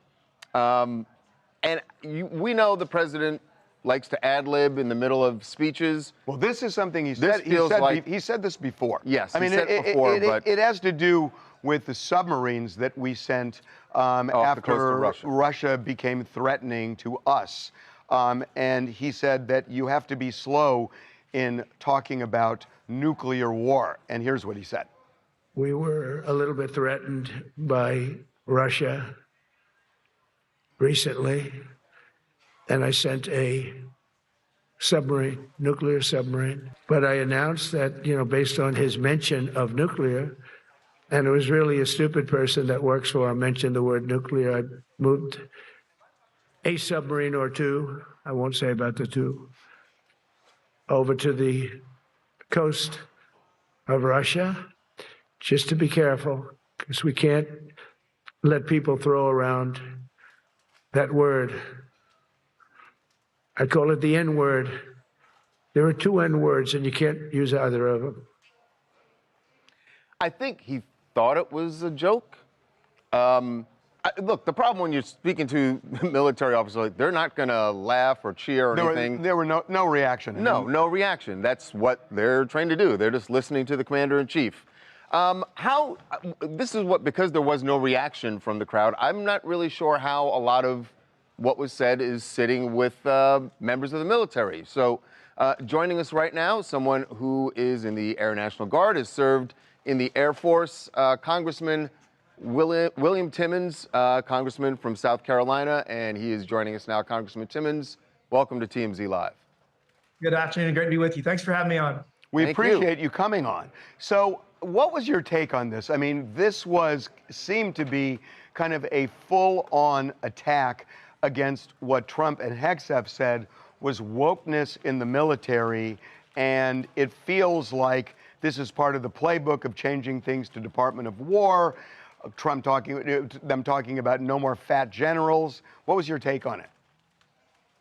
I've suffered through the Biden administration, 4 years in the Air Force, and I got to tell you, it's been sad. I've had to push back where I can, but the Democrats wanted to use the military as a social experiment and to basically get away from the core purpose, which is fighting and winning wars, and try to get into social engineering, all this nonsense. It's ridiculous. So it's a breath of fresh air to have real leadership. Peace through strength works. And I don't care what gender or what color the person next to me is. I want them to be the most lethal version of themselves, and we're getting back to that. And I think it's a great thing. Congressman, did the attempt at a joke, the N-word joke, seem appropriate in this setting? I don't know if it's appropriate anywhere, but certainly in a setting where you're speaking to military leaders. I don't know, just seemed out of place. If you were sitting in there, what would you think? I think the message he was sending was largely to Russia. And he was saying, we have more nuclear weapons than you do. We have a more lethal... Congressman, you can certainly do that without making a reference to a racial slur, right? Hey, he doesn't want to use the word nuclear. It is a tool of last resort, but we will if we have to. So again, that's the message he was sending. And I don't think you should take anything else from it. But the people in Russia listening, we will win any war that you start. And it would be in your best interest to end the war in Ukraine as soon as possible. Congressman, I'm sorry. I don't want to make this a huge thing, but you completely ignored what I asked you, which was, I get the nuclear arms part, and I get you want to be strong with Russia. Why does there have to be a joke, a reference to a racial slur while doing that? I think he said that we don't use the two N words. And look, he's the president and commander in chief. If he wants to make a joke, he's entitled to do that. I think the message was received loud and clear. We do not want to use nuclear weapons, but we will if we have to. So, look, I was also in the Air National Guard in California. So, you know, a long time ago, it was actually during the Vietnam War. So we were all training for possibly going over to Vietnam. And it was rough. And I know what you're talking about. And I actually tend to agree with you that this is not a time where you loosen the standards to let people in. I agree with you on that. But that said, it felt to me like so much of this was just throwing red meat to a crowd of Americans, not just the generals. You know, we don't want fat generals. I mean, generals aren't in the front line. So that was kind of a gratuitous comment, but it just felt like this kind of bro culture-y. You know, I'm against cancel culture, but I'm also kind of against politicians using bro culture to rile up a base. And it kind of felt that way to me. I couldn't disagree with you more. Again, this is not gender specific. There are women competing in the CrossFit Games that are better athletes than most American males. So this is not a bro culture. This is a culture of winning wars, of fighting and winning wars. And I don't care if you're a 4-star general or a private, you need to meet the standards. And I have seen many soldiers, sailors, airmen, and Marines that are incapable of passing height and weight, that are incapable of doing well in the PT test. I filed a bill here months ago that gives you a $1,000 bonus, cash bonus, if you get a perfect score on the PT test. We need to be incentivizing people to excel physically and not just get by. And the room that they were speaking to is responsible for this. It's top-down leadership. If you're an overweight general, get the hell out of the military. It's as simple as that. But why? So I mean, General Grant was overweight. Well, he was. Hey, listen, we are past time of allowing the people that are leading our soldiers, our sailors, our airmen, and Marines to not meet the same standards that they are imposing on them. It is absolutely unacceptable. So if you're not passing your PT test, get out of the military. So do you think that there are some generals at the Pentagon who obviously combat is not their mission at this point, but there are some generals at the Pentagon who are either going to be out working out tonight or they'll resign? Listen, if you're not passing your PT test, get out of the military. Simple as that. Well, and I don't want to get too, I don't want to take a cheap shot. And I'm going to ask this question, and I mean this respectfully. It's not like the president is svelte, and he is the commander in chief. So he's above the generals. So isn't this, practice what you preach a little bit?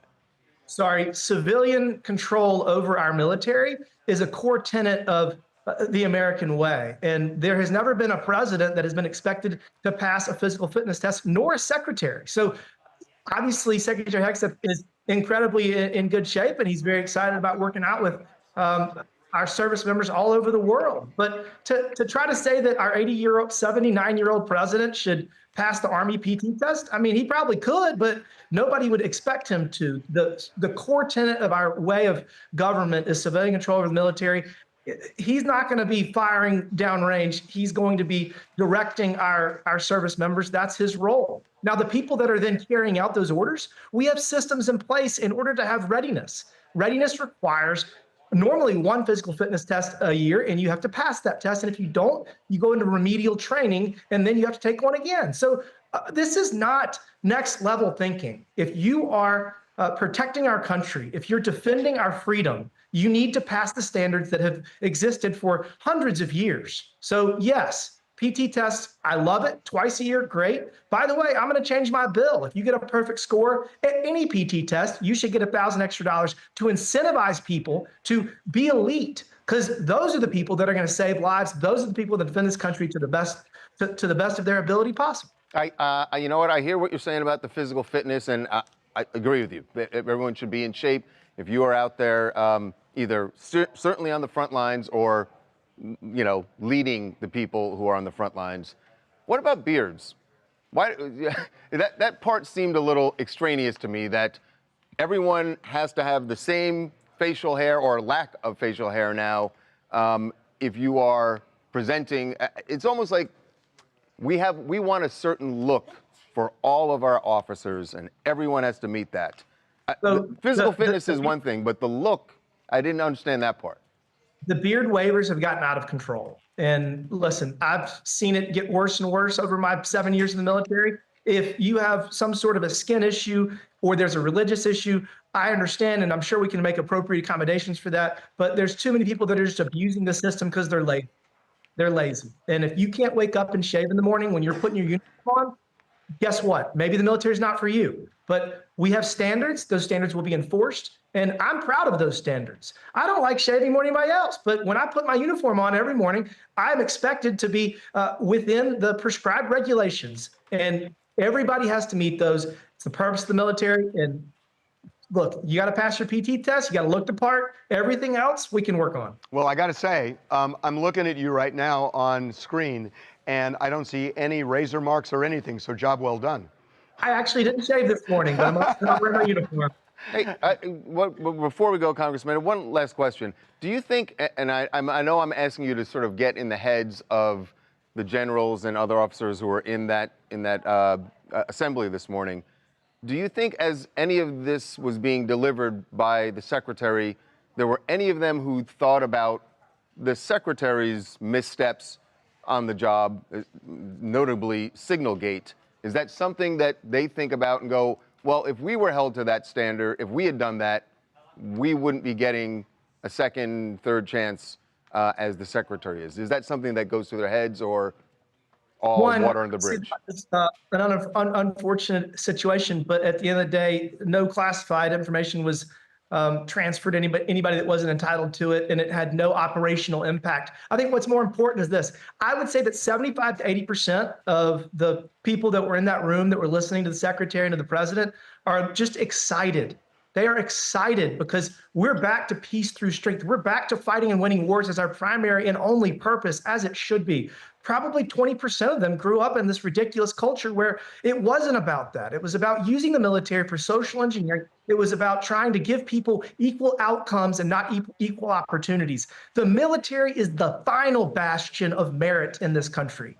And the fact that the previous administration didn't use merit as the exclusive decision-making when promoting people, that is why we are in this situation. That's why the way that we got Afghanistan occurred. That's why there's wars in Russia. There's prisoners in Gaza. All of these things are the consequence of failed leadership of the last administration. That is behind us. 80% of that room listening to these speeches, I guarantee you they're breathing a breath of fresh air. 20% probably are going to get out of the military, as they should. Well, look, we're out of time. I wish we had time. I would strongly love to argue with you about whether Signalgate was classified information, but we can't. And I really want to thank you, both of us want to thank you for spending time with us. Thanks, Congressman. Thanks for having me on. Thanks again. Okay. Wow. Okay. So, have we heard any? Don't have it yet. Huh? It's not showing in the reports yet. It's not showing. Is he there? Is Jamie there? Okay, just keep him there. Jamie McCorkin's there right now. Okay, just keep him there. Do you guys want that cut? Yes.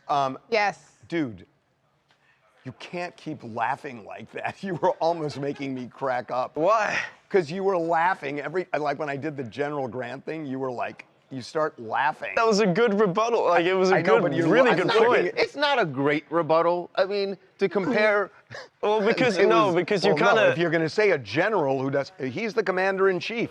If you're looking at. I get it, but you're comparing. Well, what about General Grant? Well, it stopped him in his tracks. That's what I'm talking about, General Grant. Grant is a great example. It's not a great example. He was a general. But we're also just talking about a much different time, right? What, Jenny Craig? What different time? He's saying it used to be that way, and now it isn't. No, it wasn't that way before. I had fat. So do you think that he's saying that General Grant is served under fat generals. But do you, I served under fat generals. I'm sure you did. Do you think that planes took off? Do you think I served under fat generals. I served under fat generals. I did. I served under fat generals. I'm sure they're really happy to hear you saying that. Well, they're probably dead. They're just happy you didn't shoot him in basic training. Yeah. Well, he was not fat. Do you? I mean, strong.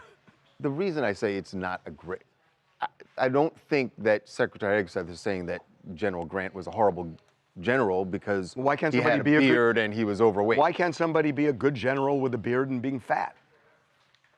He's well, saying you know the reason he why. He said because they're an example. You know the reason why. Because they want the military to look a certain way. I got it.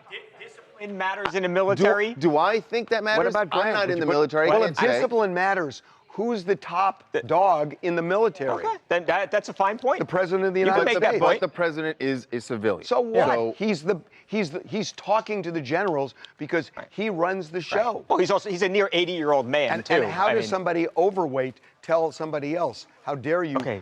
well, that's why that message they're at a that's desk, why too. that message Right. was delivered Yeah. by the secretary and not the president. And then the president gets up. So the first Yeah. guy gets up is overweight. But by the way, I did find some stuff that you had tasked me with earlier, What'd you but get? you were in the middle of that. There was the Army's fitness test.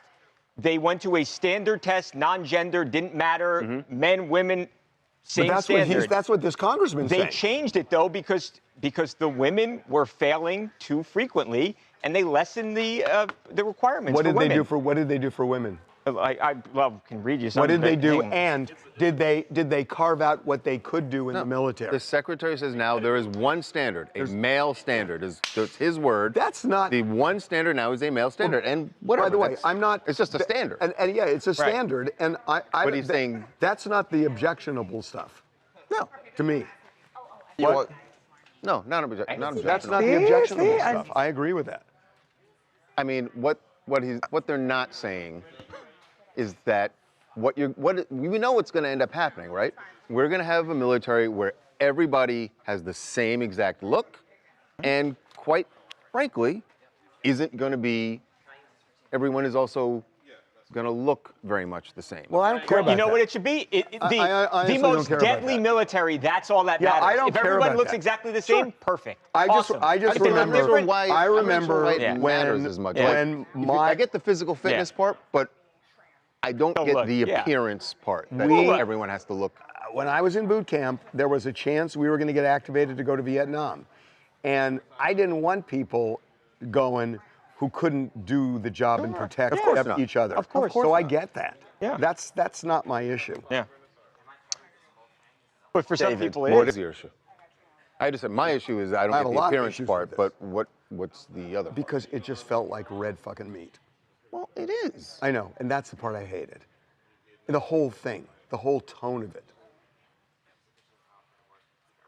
People really want to. Step to that side really quickly so they can do a Well, pickup. You're bleeding. Brenda needs to do a pickup. bleeding? You're bleeding into the. Audio bleed into the pickup. Don't say I'm bleeding. I meant Your audio Harvey, is you've worked bleeding. in Well, I TV understand. long Wait, the enough. audio You bleeding worked to in pick long up that. enough. Well, no, Come on. I'm yeah. capable of bleeding. I'm like, oh, I don't know. I mean, Nah, I've y'all knew. bled here before. Y'all knew what I was Don't talking say about. that. No, Y'all- I didn't. You alarmed me. Do we have to do the? I guess we do have to do. Oh, the- yeah. Let him do this pickup. Seems like Okay, yeah, let's go. Charlie. We can always add an audio line. why are there bugs in here? Oh, for the other show, and then we're gonna go. okay, go. Is he in the shot? Am I bleeding? No. Oh, See, he just got alarmed. I'm sorry. No, Harvey was screaming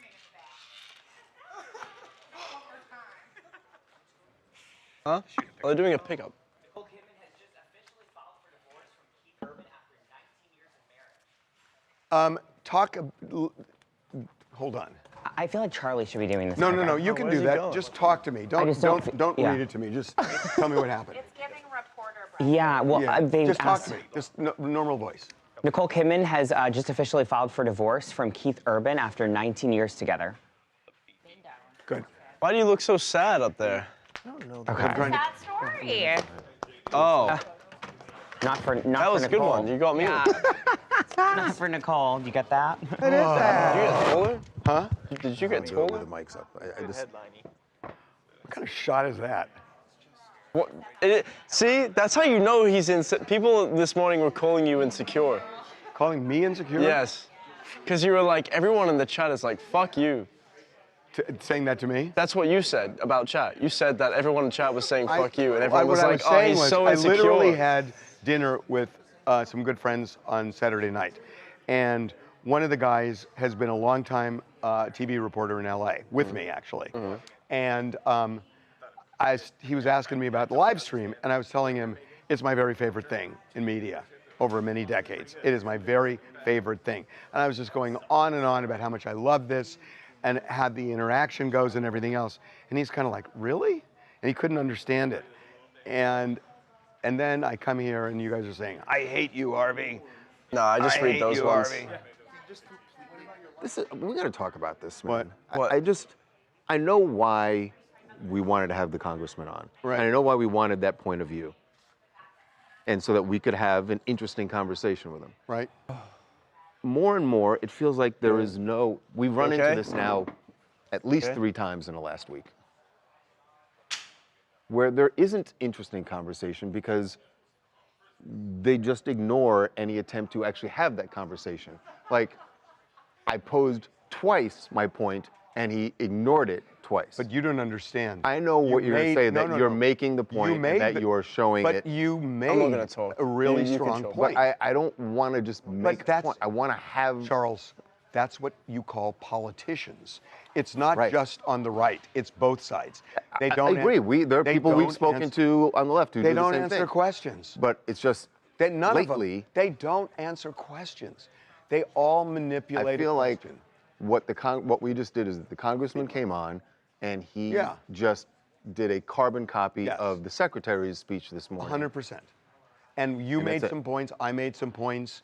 And that's the state of politics. He made some sound That is the state of politics. And if you go to the left, you're going to get the same thing. Because unless we I hear what you're saying, but you understand that we just circumstances. Thank you so much. Hey, it's only been people from the right for the last 2 weeks. And so it starts to feel like all we're doing is inviting them on to repeat the platform. Or to argue. But we don't argue. Well, we do argue. It's just they deflect. And they deflect. I would feel better if we were actually having arguments. I know, but you're not we're going to get that on either side. Right. All right, let's shoot A1. Okay. Thank you. No, Was he drafted? Actually. Nicole Kidman, obviously. David. Oh, I'm sorry, guys. Yeah. No, I don't want one. Oh, he almost got caught having carbs. stop on it. camera. Yeah, what's wrong with By the way, Doritos? that's Yeah. exactly why he stopped. No, it wasn't. That's That's exactly crazy. why he stopped. No, I cannot. Diddy. All right, we ready? Let's go. You have Charlie and Brendan like When you did did you yesterday. become the stage manager? Since it's 11:23, we've only done 2 things. Oh my God. I'm trying to help you, actually. Are you aware we've been working? Okay, That we've been working? No, trust me, I know. With your genes older than I am, I know you've been working for a long time. But I want to help. What have we? Oh my God, they fixed the pocket. The dry cleaner. The dry cleaner. The dry cleaner. This bougie ass, you dry clean your freaking jeans? Oh my God! Who dry cleans their jeans? Wow. Bougie. Yeah, didn't know that one. Bro, that's it. Done He is a bougie Caught him bitch. slipping. Caught him slipping. Wow. And he probably only wears them once. I got busted. I just got busted. I screwed up. Oh my Jesus, God. Harvey. Oh my God. Boy, did you latch onto that like a tick. All right, here we go. Oh man. So- How did I walk into that? See, you get all comfortable and you just start saying shit you shouldn't be saying. Well, I'd rather be called bougie than racist, okay? Well, the day is young. Okay, here we go. Jesus Christ. Now I got to do this. All right, serious. Okay. Come on. Okay. Here we All go. right, here we go. Show. Oh, I'm sorry. God, what a dummy, Harvey. Yeah. Okay. Here we go. Okay. Welcome to TMZ Live. We just broke a story on the website. Nicole Kidman is done. She has filed for divorce, and this is a huge about face from where she was just 24 hours ago. 24 hours ago when we broke the story that they had separated, that they've been separated. And I heard a lot of reaction from people who are like, please tell me there's hope that they're actually going to work things out. And she got some. Yesterday, that's what we had heard, that she wanted to work things out. She did. Something she wanted to has work things out. changed in the last 24 hours. Something that has made Nicole change her mind and race to court and file divorce documents. So as to what that is that's changed. Can we hold just a second? Yeah. Did you just get that?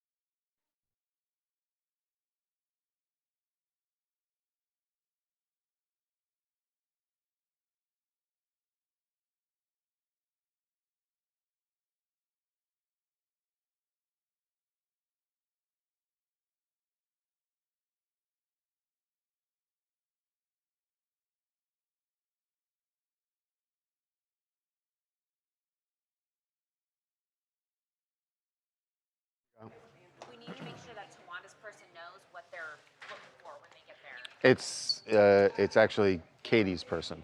Okay. Here we go. Let's start so- the show again. Let's just start again. Okay. Welcome to TMZ Live. Nicole Kidman has filed for divorce from Keith Urban, and this is a 180 from what she was feeling yesterday. Just 24 hours ago when we broke the story that they were separated, had been separated for some time. And a lot of people, the reaction I heard, obviously they've been together, they've been married for 19 years. a lot of fans wanted there to be some hope. And yesterday, it sounded like there was hope. What we were told is that Nicole wanted to patch things up, wanted to repair the marriage. And that's a fact. That, by the way, that's a fact. We know that from people who have direct knowledge connected to Nicole. She wanted to. But there was a big thing that changed. He didn't. Well, two things. Yeah. He was not interested in reconciliation, we were told. And we weren't sure exactly why until early this morning. Right. So we spoke to some people kind of in the Nashville scene and also people that are in both Nicole and Keith's world. And they believe that Keith has already moved on with somebody else. So we also broke the story yesterday that Keith already is living elsewhere. He moved out of the marital home, which was in Nashville, and he acquired his own residence in Nashville. And we're told he's with another woman.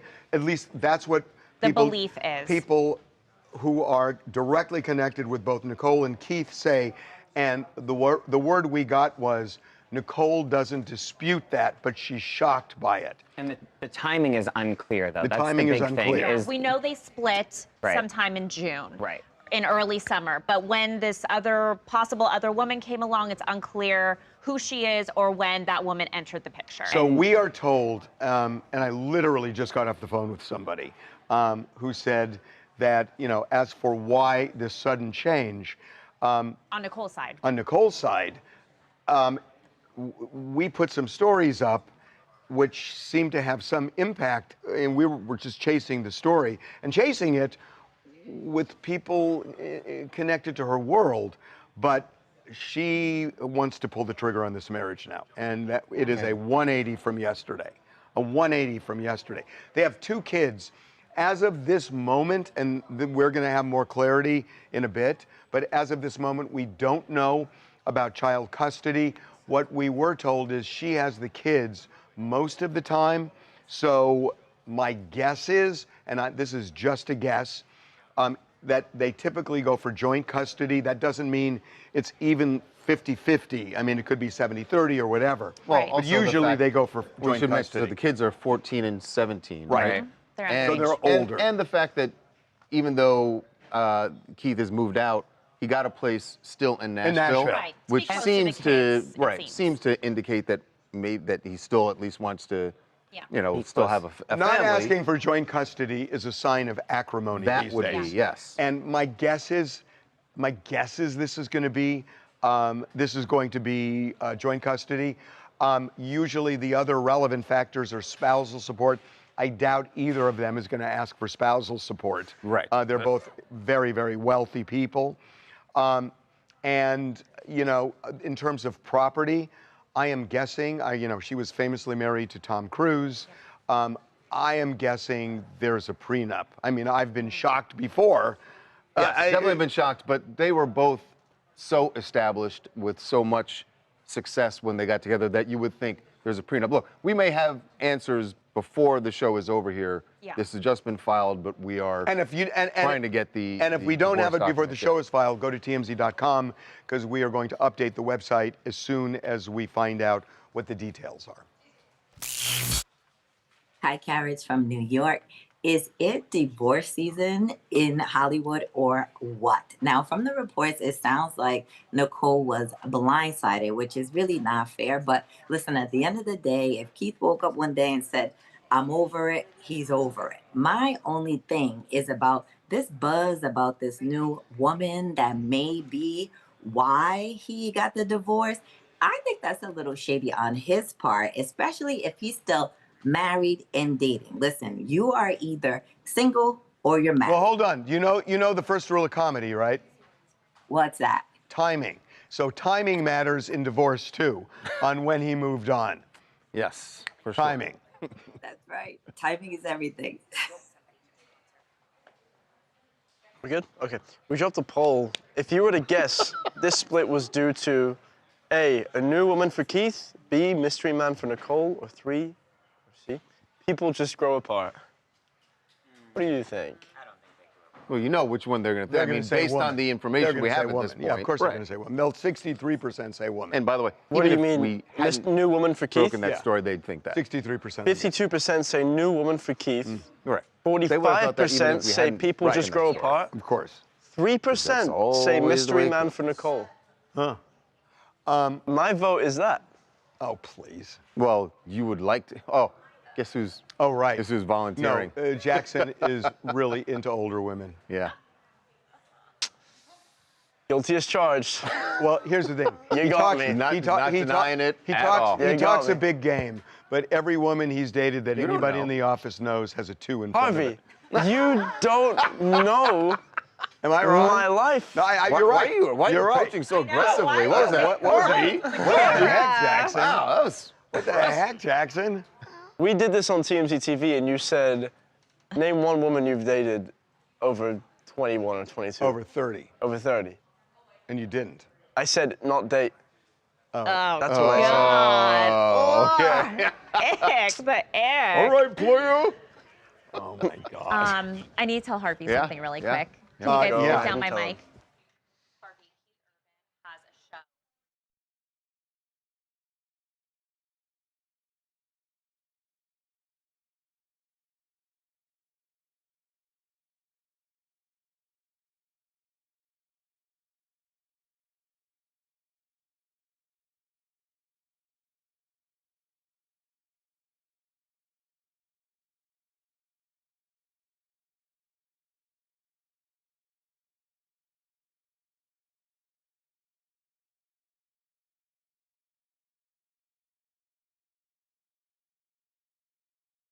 Do you want to tell Jen who the attorney is?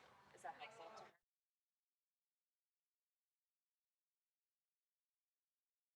Who's the lawyer? Rose Palermo. Oh, wait a minute. I know. Yeah, Rose. leave him down, please.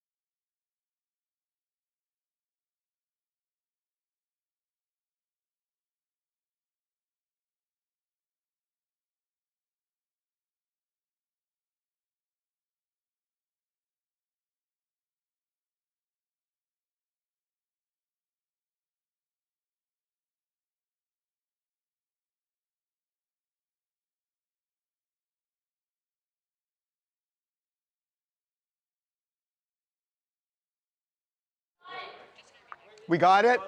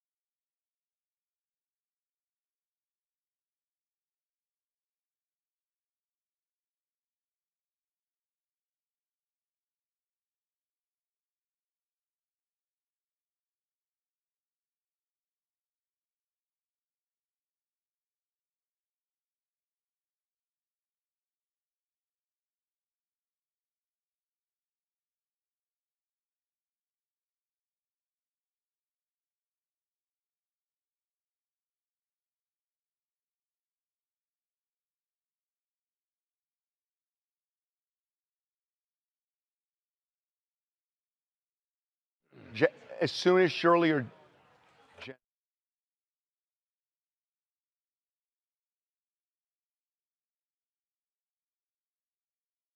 Here we go.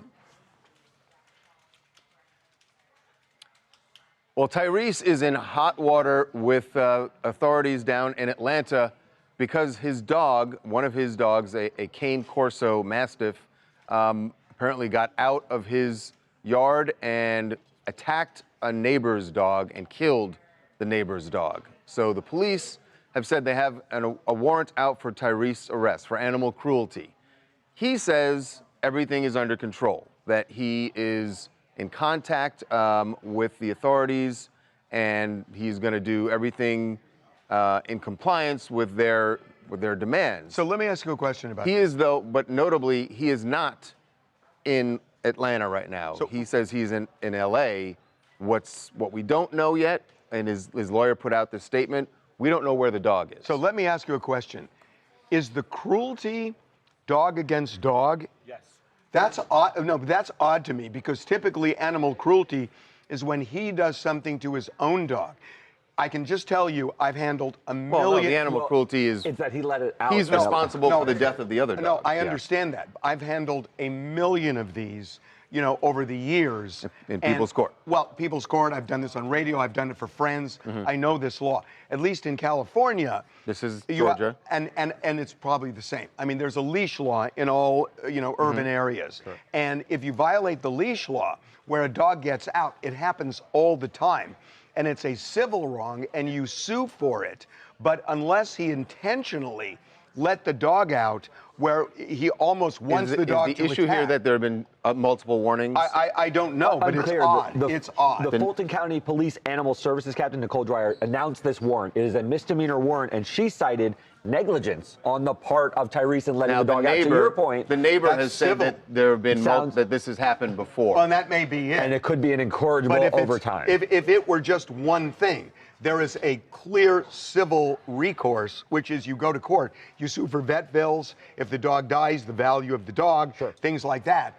But it's not criminal if it's, there's a specific law about the leash law and what happens if there's a violation. This sounds like a step up in seriousness. They went to his house and sort of searched his home. He wasn't there. He the wasn't dogs there, weren't and there. to execute on There's this arrest warrant, so they have something more here. There's something. Yes, but it more sounds like here. they had a valid warrant to go there and apprehend him. So something. But what I'm saying going is on. there's something more than just a one-time, Animal I cruelty. left the door open thing. It does sound like that, absolutely.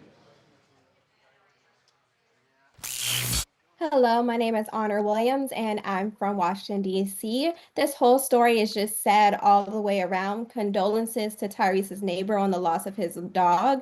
But since Tyrese nor his dogs were at home when Atlanta police searched his house, we don't really know what the full story is. But hopefully, the Atlanta police can get down to this and actually find out the root cause of this cruel attack. And if it is Tyrese's Ken Corsos that are responsible for it, hopefully he has learned his lesson before tragedy strikes again. Well, again, we don't know where Tyrese's dogs are. He says he is here in L.A. He did send condolences. He said he understands, can't imagine what his neighbors are going through, and he feels very badly for what happened. So we will see legally what happens with Tyrese going forward. Okay. That was C. Yes. We don't know if it's Okay. being rehomed. It's to What's your D? point, correct? Right. He made the decision. Right. David and Cardi B. The dogs. Docs. We thought- thought. No, we because can't do thought it lunch. was- You Right were now. waiting. We're just. Right. All that stuff is probably gonna have to come last. Okay. Well, show feeds in 12 minutes. We gotta. Okay. So So, you want to do Delta E block. and just see if we get this, or you want to do D2? You want to do D2? Well, what was going to be our D1? David. Make David D1. Right. Make David D1. Let's. David's And D1. whenever we get it, that becomes, it can be E, it can be wherever we get it, we Right. get it. Okay. I mean, we could even do F. Yeah. Okay. Here we go.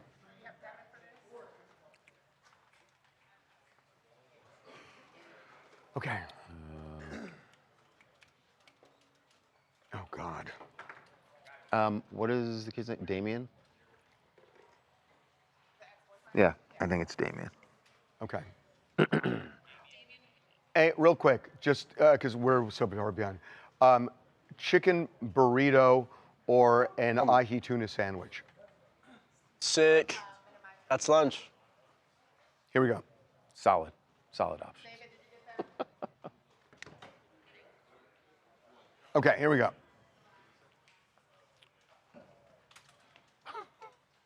What? What? I'll tell you in a minute.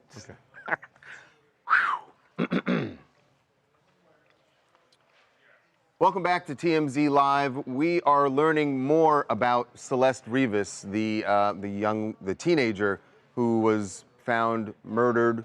Well, we don't know murdered, yet. but Yeah. her body remains were found in this Tesla of singer David. The investigation is still going on. We don't know the cause of death yet. Even though the death certificate came out yesterday, the medical examiner has deferred the cause and manner of death. So, well, just to underscore, we don't know if this was a murder, a homicide of any sort, Right. or whether it was an OD, natural causes. They just haven't said, and they said they don't know yet. Right. But we are learning more about Celeste's home life, learning this from some video that we got, and also speaking to an ex-boyfriend who lives still in the same area where Celeste grew up. But he spoke to one of our producers. His young man's name is Damien. Says that he and Celeste started dating when he was either 13 or 14.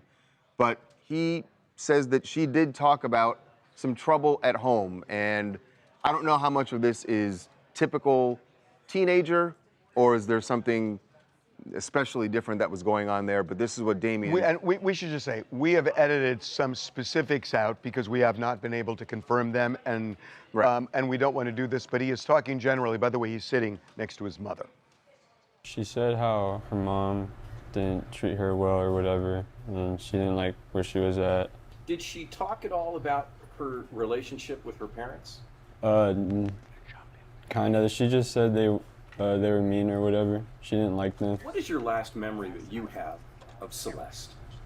We were at PE, and she told me and my friend that she was running away, and she said it was because of her parents, and she was like joking about it, and she was like happy, like joking like she always was, and like it didn't seem real because like she was like playing around, joking about it.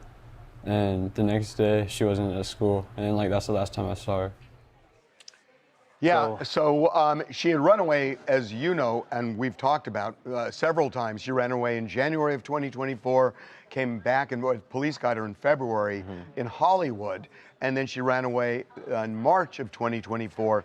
Now, we're told that's the last time the family saw her, although there's some conflict over whether she came back after that. Well, yeah, so it was interesting, too, his interview. I mean, that matches up with what we're hearing from law enforcement, that that she had some type of troubled home life, and that was the reason for her running away, obviously.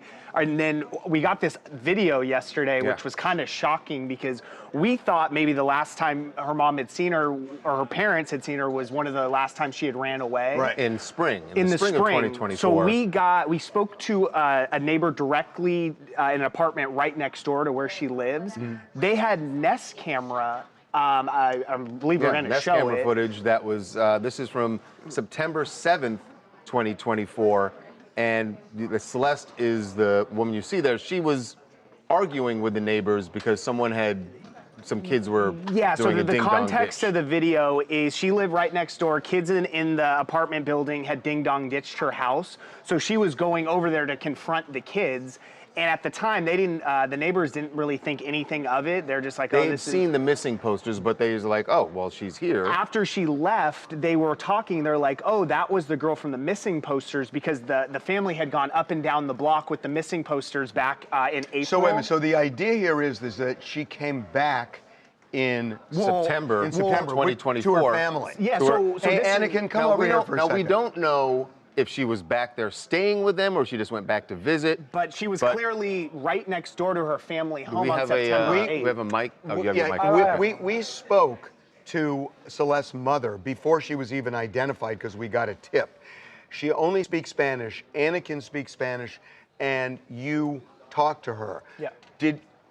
What we reported was the last time the family saw her was March of 2024. So I never got a specific month from her. All I know is that she said that she hadn't seen her for a couple of years until news of her death. A couple of years? Well, it certainly wasn't a couple of years because she was there in April. If she was right early next to her house. If it was September, it was less than a year. Well, certainly at that point, it's less than a year. About a year. Yeah. What's really striking about this incident, though, is it is exactly 1 year before the body was discovered in David's Tesla, to the day. Right. You know, the neighbors told us that they thought that she was just back home, but it seems like she was going back and forth. It seems that way, and it's different from the initial report, which was that she was the final just time gone she to was Hollywood. seen was in March, and she went to Hollywood, and that was it. Right. Hello, my name is Tori. I'm from Mississippi, and I really hate how there's so much concern for her now that she's gone, and not when she was gone running around with who knows what. Now, the family is just as much to blame because of their negligence, and with so much information coming out, I'm really not sure who to believe, but what I do know is those parents should have taken more concern when their daughter was underage and not home. Where were you? Well, they did call the police. We know that. They did call police. We know that family members were looking for her and taking steps to try and find her. But, yeah, it was clearly a troubled time at home.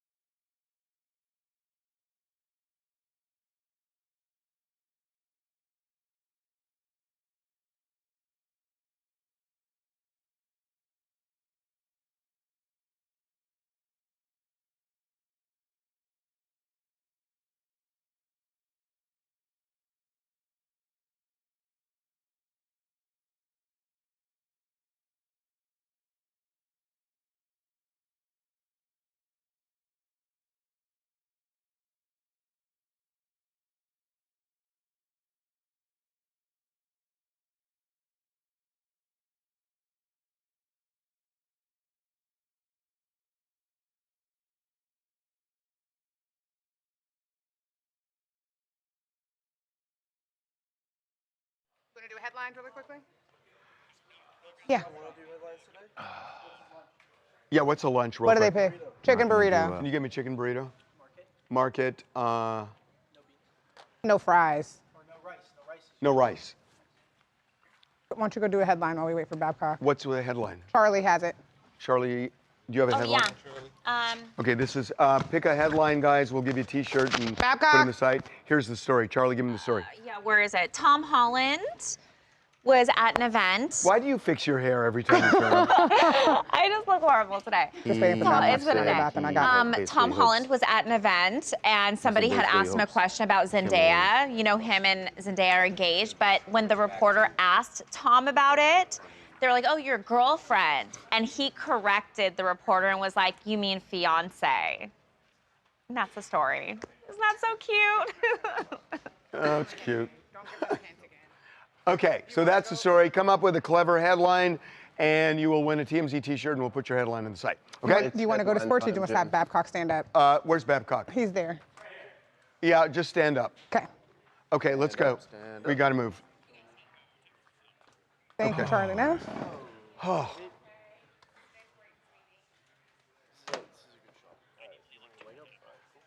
Okay. 2.5. Here we go.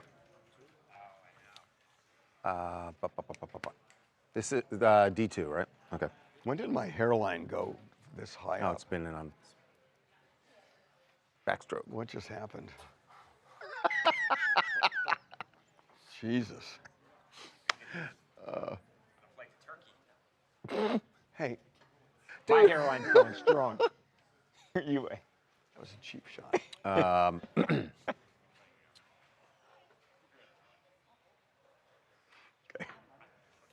Well, Jimmy Kimmel back on the air, of course, everywhere now because all the station groups for ABC are back on board, Sinclair, Nexstar. And one Senator Ted Cruz, who had a lot to say when Jimmy was taken off. And I think some people were surprised that he thought it was a bad move for ABC to do. He was standing up for the First Amendment. He disagreed with the things that Jimmy Kimmel was saying. So now that he's back on the air, what is Ted Cruz expecting? We actually got him at Reagan National Airport. This is what he had to say about the lesson he hopes Jimmy has taken from all of this. Kimmel used to be funny, and unfortunately just got angry. He got angry and political. Instead of telling jokes, he just at night screams, I hate Donald Trump, I hate Donald Trump.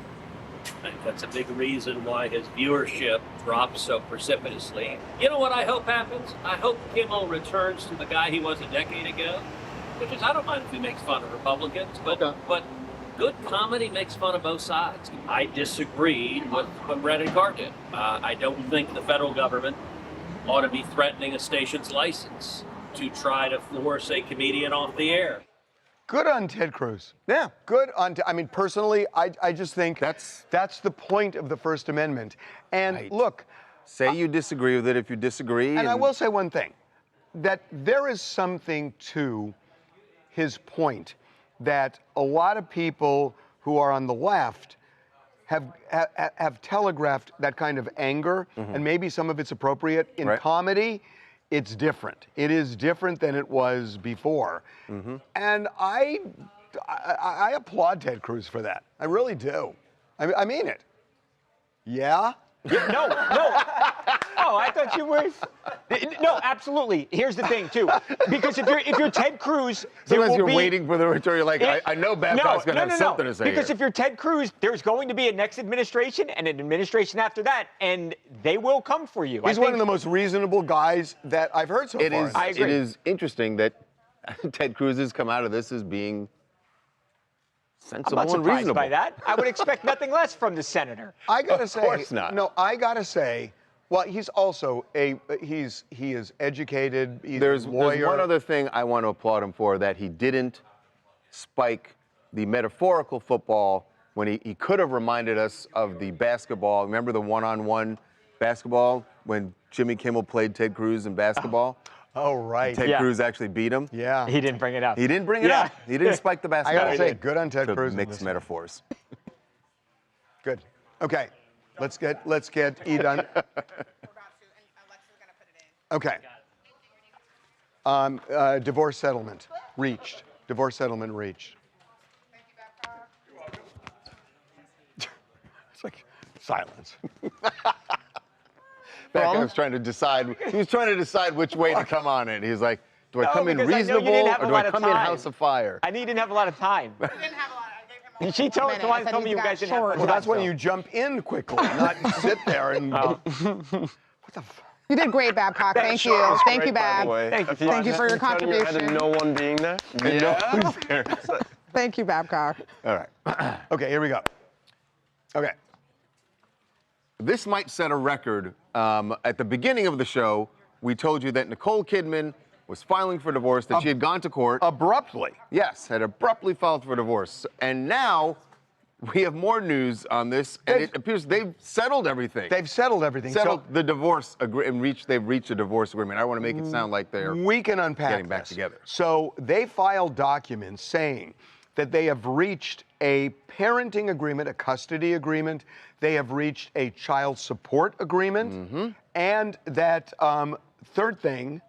The third thing, well, you had the child support agreement, the parenting classes. Help us, guys, somebody. The parenting classes, and what was the third thing? Custody agreement, child the support. co-parenting classes. Yeah. Yep, So and they're going to co-parenting. take co-parenting classes. They've agreed to that. They are going to, they've worked out their custody arrangement and the child support agreement. That was not done today. So it clearly sounds... means, remember, we said that they've been separated since the beginning of the summer. So if they've been separated since June, they've been talking about divorce, and it kind of makes sense because it sounds like he wanted it, but nobody actually did wanted it. the divorce. Wanted the divorce. She didn't. And they worked out an agreement in the event that would happen, but they were putting it on hold. She Clearly, wanted to her lawyers had already drawn it up. Yeah, and Right. she wanted to solve this and see if they could reconcile. But something happened in the last 24 hours because yesterday she wanted to reconcile. Today she filed for divorce. She filed it and filed it letting the court know that they've already agreed on all of these things. So there was some time and effort put into that. There is a full settlement agreement here. Now, I shouldn't say that because there's one other element, and I don't know what that element is yet because we haven't seen the full documents, and that would be property settlement. Right. My guess is, and we talked about it, that you would think that there's a prenup. Yes, but that would still. They've been married for so long. There's a lot that it's called commingling. where they commingled right. assets. So, but they could also just divorce and take care of that separately. You know, That's called bifurcation. Oh my God, you got it. I was just going to ask you that. Wow, you got that. Look at this. Yeah. Not a lawyer, just everyone on TV. This has been in the works, guys. This didn't just happen today. Okay, so this is Christina. This is Christina from Los Angeles. So they're going to bifurcate their settlement. That's good for them. It didn't even know that they were even still married. So I'm glad they've come up with a good settlement, and now everyone can move on. Yeah, I mean, it sounds like there's not going to be a big conflict here. I don't think we should paint this as everyone's happy and everything's, because we know that as of yesterday, she's still hoping to. Right. Okay, do you have the documents? Okay. Now we got the documents. That's, yep. No, it's fine. Shirley? Shirley? What do you see? Okay, hey guys, it's fine. Stop talking to me in my ear now. Okay, talk to me. Okay, hold on. Hold on.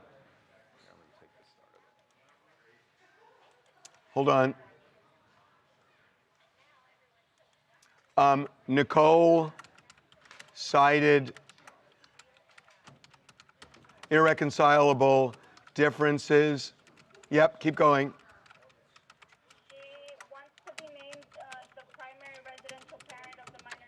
Hold on. She wants to remain what? Named the primary residential parent of the minor children. Yep. And then for the marital dissolution agreement, it's 20 pages. I'm still going through it, but it seems that they all came to an agreement to keep everything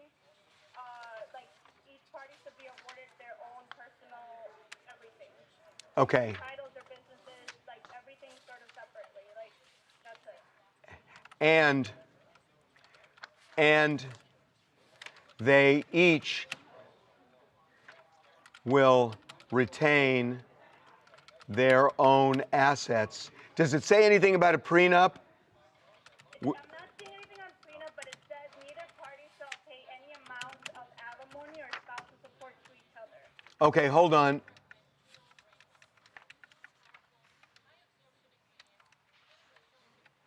Both Nicole and Keith waived any spousal support, right? Yeah, any alimony or spousal support. Got it. Okay, I've just, hold on one second. Sorry. I'm still going through this. I apologize. Oh, no, you're doing great. Okay, I just added this. Well, And it seems it's going to wrap up quickly because they came to this agreement. They both signed each page. When did they sign it? yeah. This is the notary public. It's 6th of September. Keith Urban, Okay. in witness. So they The signed. document was signed by a note. Does it say when they signed it? Doesn't say a date. By a notary. By a notary. What date? September what? Wait, there's 2 dates. There's September 6th and then August 29th, which Davidson County, Marissa Moses and Marlene Moses. There were 2 different. Oh, because each of them signed. Right. So the Was signed by 2 notaries. for Nicole. Okay. One dated August 29th, his 2025, and the other dated September 6th. He signed first. September 6th, No, her. Nicole Kidman. 2005. This is September 6th. This one's August 29th. I'm working on pulling the parenting plan now. It's loading as well. I think that's interesting, Harvey, that he had already signed the Yeah, agreement on I August agree. 29th. I'm just going to add. Keith, one Two for notaries. Keith, One for Keith dated. and the other for Nicole. Yeah. Okay. Also, this is interesting. The parenting plan says that the kids will spend 306 days with the mother and 59 days with the father. Okay, hold on. I want to put that in. The parenting plan says the kids will spend how many days? That's the back of yours. That goes right on the back of you. With Nicole. Hey, is there another? And 50. That's great. Good job. Nah, that's fine. Yeah, I think I've got this. Okay, that's in. Yeah, I put that in. Okay. I just got. Hey, Shirley, you did great. You did great.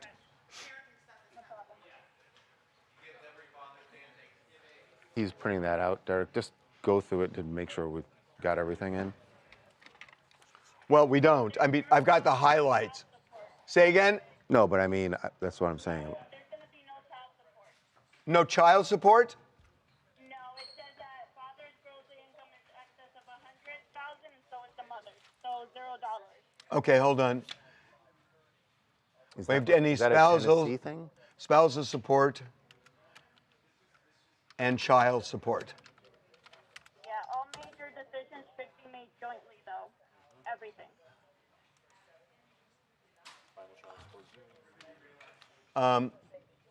Are you sending this stuff out? Yes, she did. No.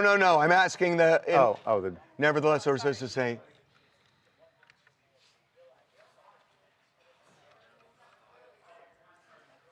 What did she just say?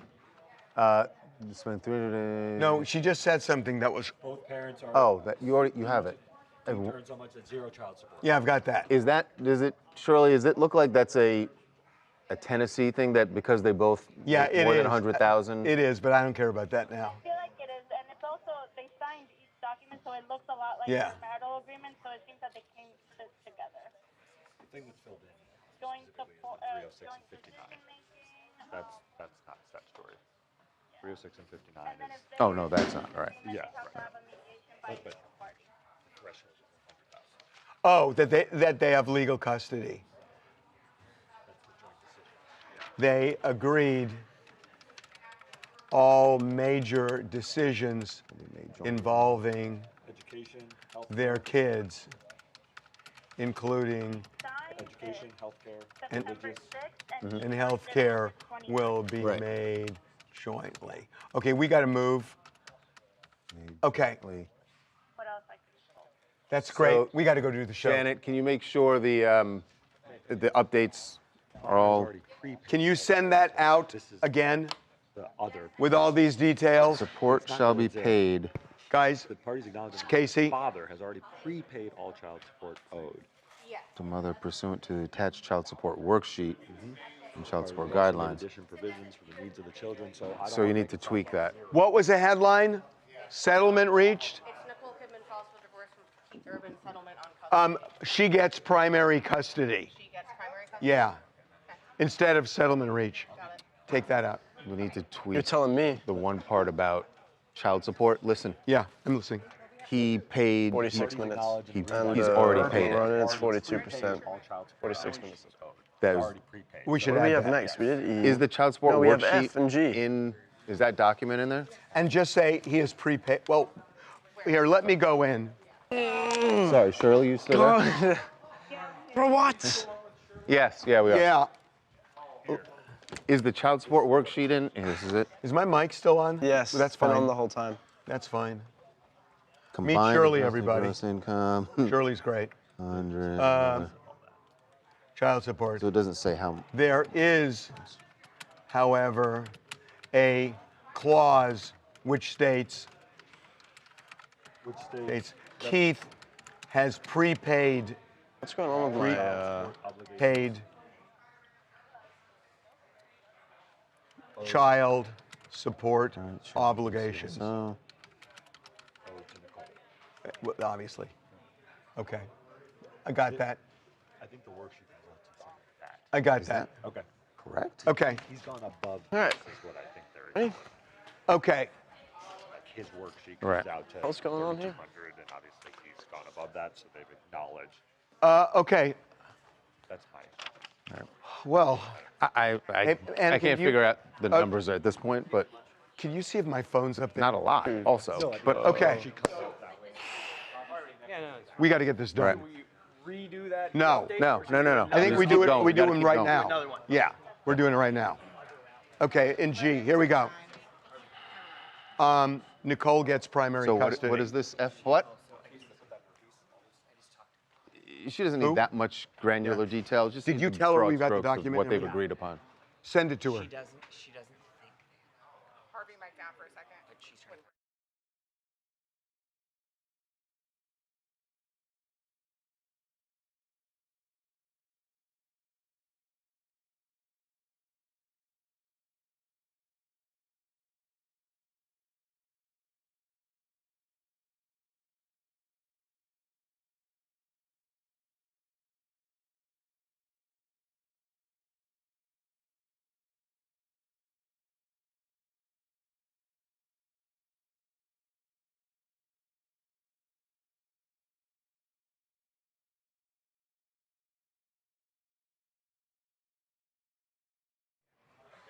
Here we go. Hold on. Yeah, that's fine. Okay. I'm going to start this. I just want to. I'm trying to make sure we have it all here. Okay. Watch the steel trap. Okay. Here we go. We got more on the Nicole Kidman Keith-Urban settlement in this divorce. It turns out, by the way, that this was signed at the beginning of September. So Actually, Keith signed August 29th. She signed September 6th. So it's been almost a month that they worked this out, but they didn't pull the trigger on the divorce until today. Right. But Didn't here's- actually file it. Here's what we know. So Nicole is going to get primary custody of their two kids who are ages 14 and 17. She's going to get 306 days out of the year. He gets 59. 59, yeah. So that's a big deal. It is essentially primary custody of the children. Right. But legally, they've agreed that they will jointly make all major decisions about the children. Right. Right. Now, also, they have waived spousal support, which you can understand because they're both incredibly wealthy. He has prepaid any child support obligation. So in the settlement, there was probably horse trading going on. Right. Here's how much it's going to cost for the kids being at my place for the bulk of the year. Right. And so he's prepaid that, so there won't be any additional child support. So that's, you know, again, they've worked out the fine details. Right. They also said that there is going to be a split where each of them essentially keeps their own assets. That is the marker of a prenup. We don't know if there is one, but that's the marker of a prenup. Right. And they've got it all worked out, which, I'm telling you, they filed it, wow, how many hours ago? Something happened in the last 24 hours, and it might just be this story surfacing about Keith having moved on with another woman. It might be, we don't know, but something changed Nicole from wanting to reconcile to filing for divorce in a very short period of time. Hi, my name is Sabrina. I am from Rockford, Illinois. This whole thing is messy with the whole divorce. I never realized how much celebrities have to go through with their assets and their kids. It's obviously going to affect their kids and stuff, but I hope they work it out. It is sad that it's come to a close for them. And well, it seems to have quick close. Very quickly. Yeah. What else you guys want to talk about? Alana Nicole from Los Angeles, and I'm talking about Cassie's letter in regards to Diddy's sentencing. And I'm just so utterly heartbroken when I read her words. It's just disturbing.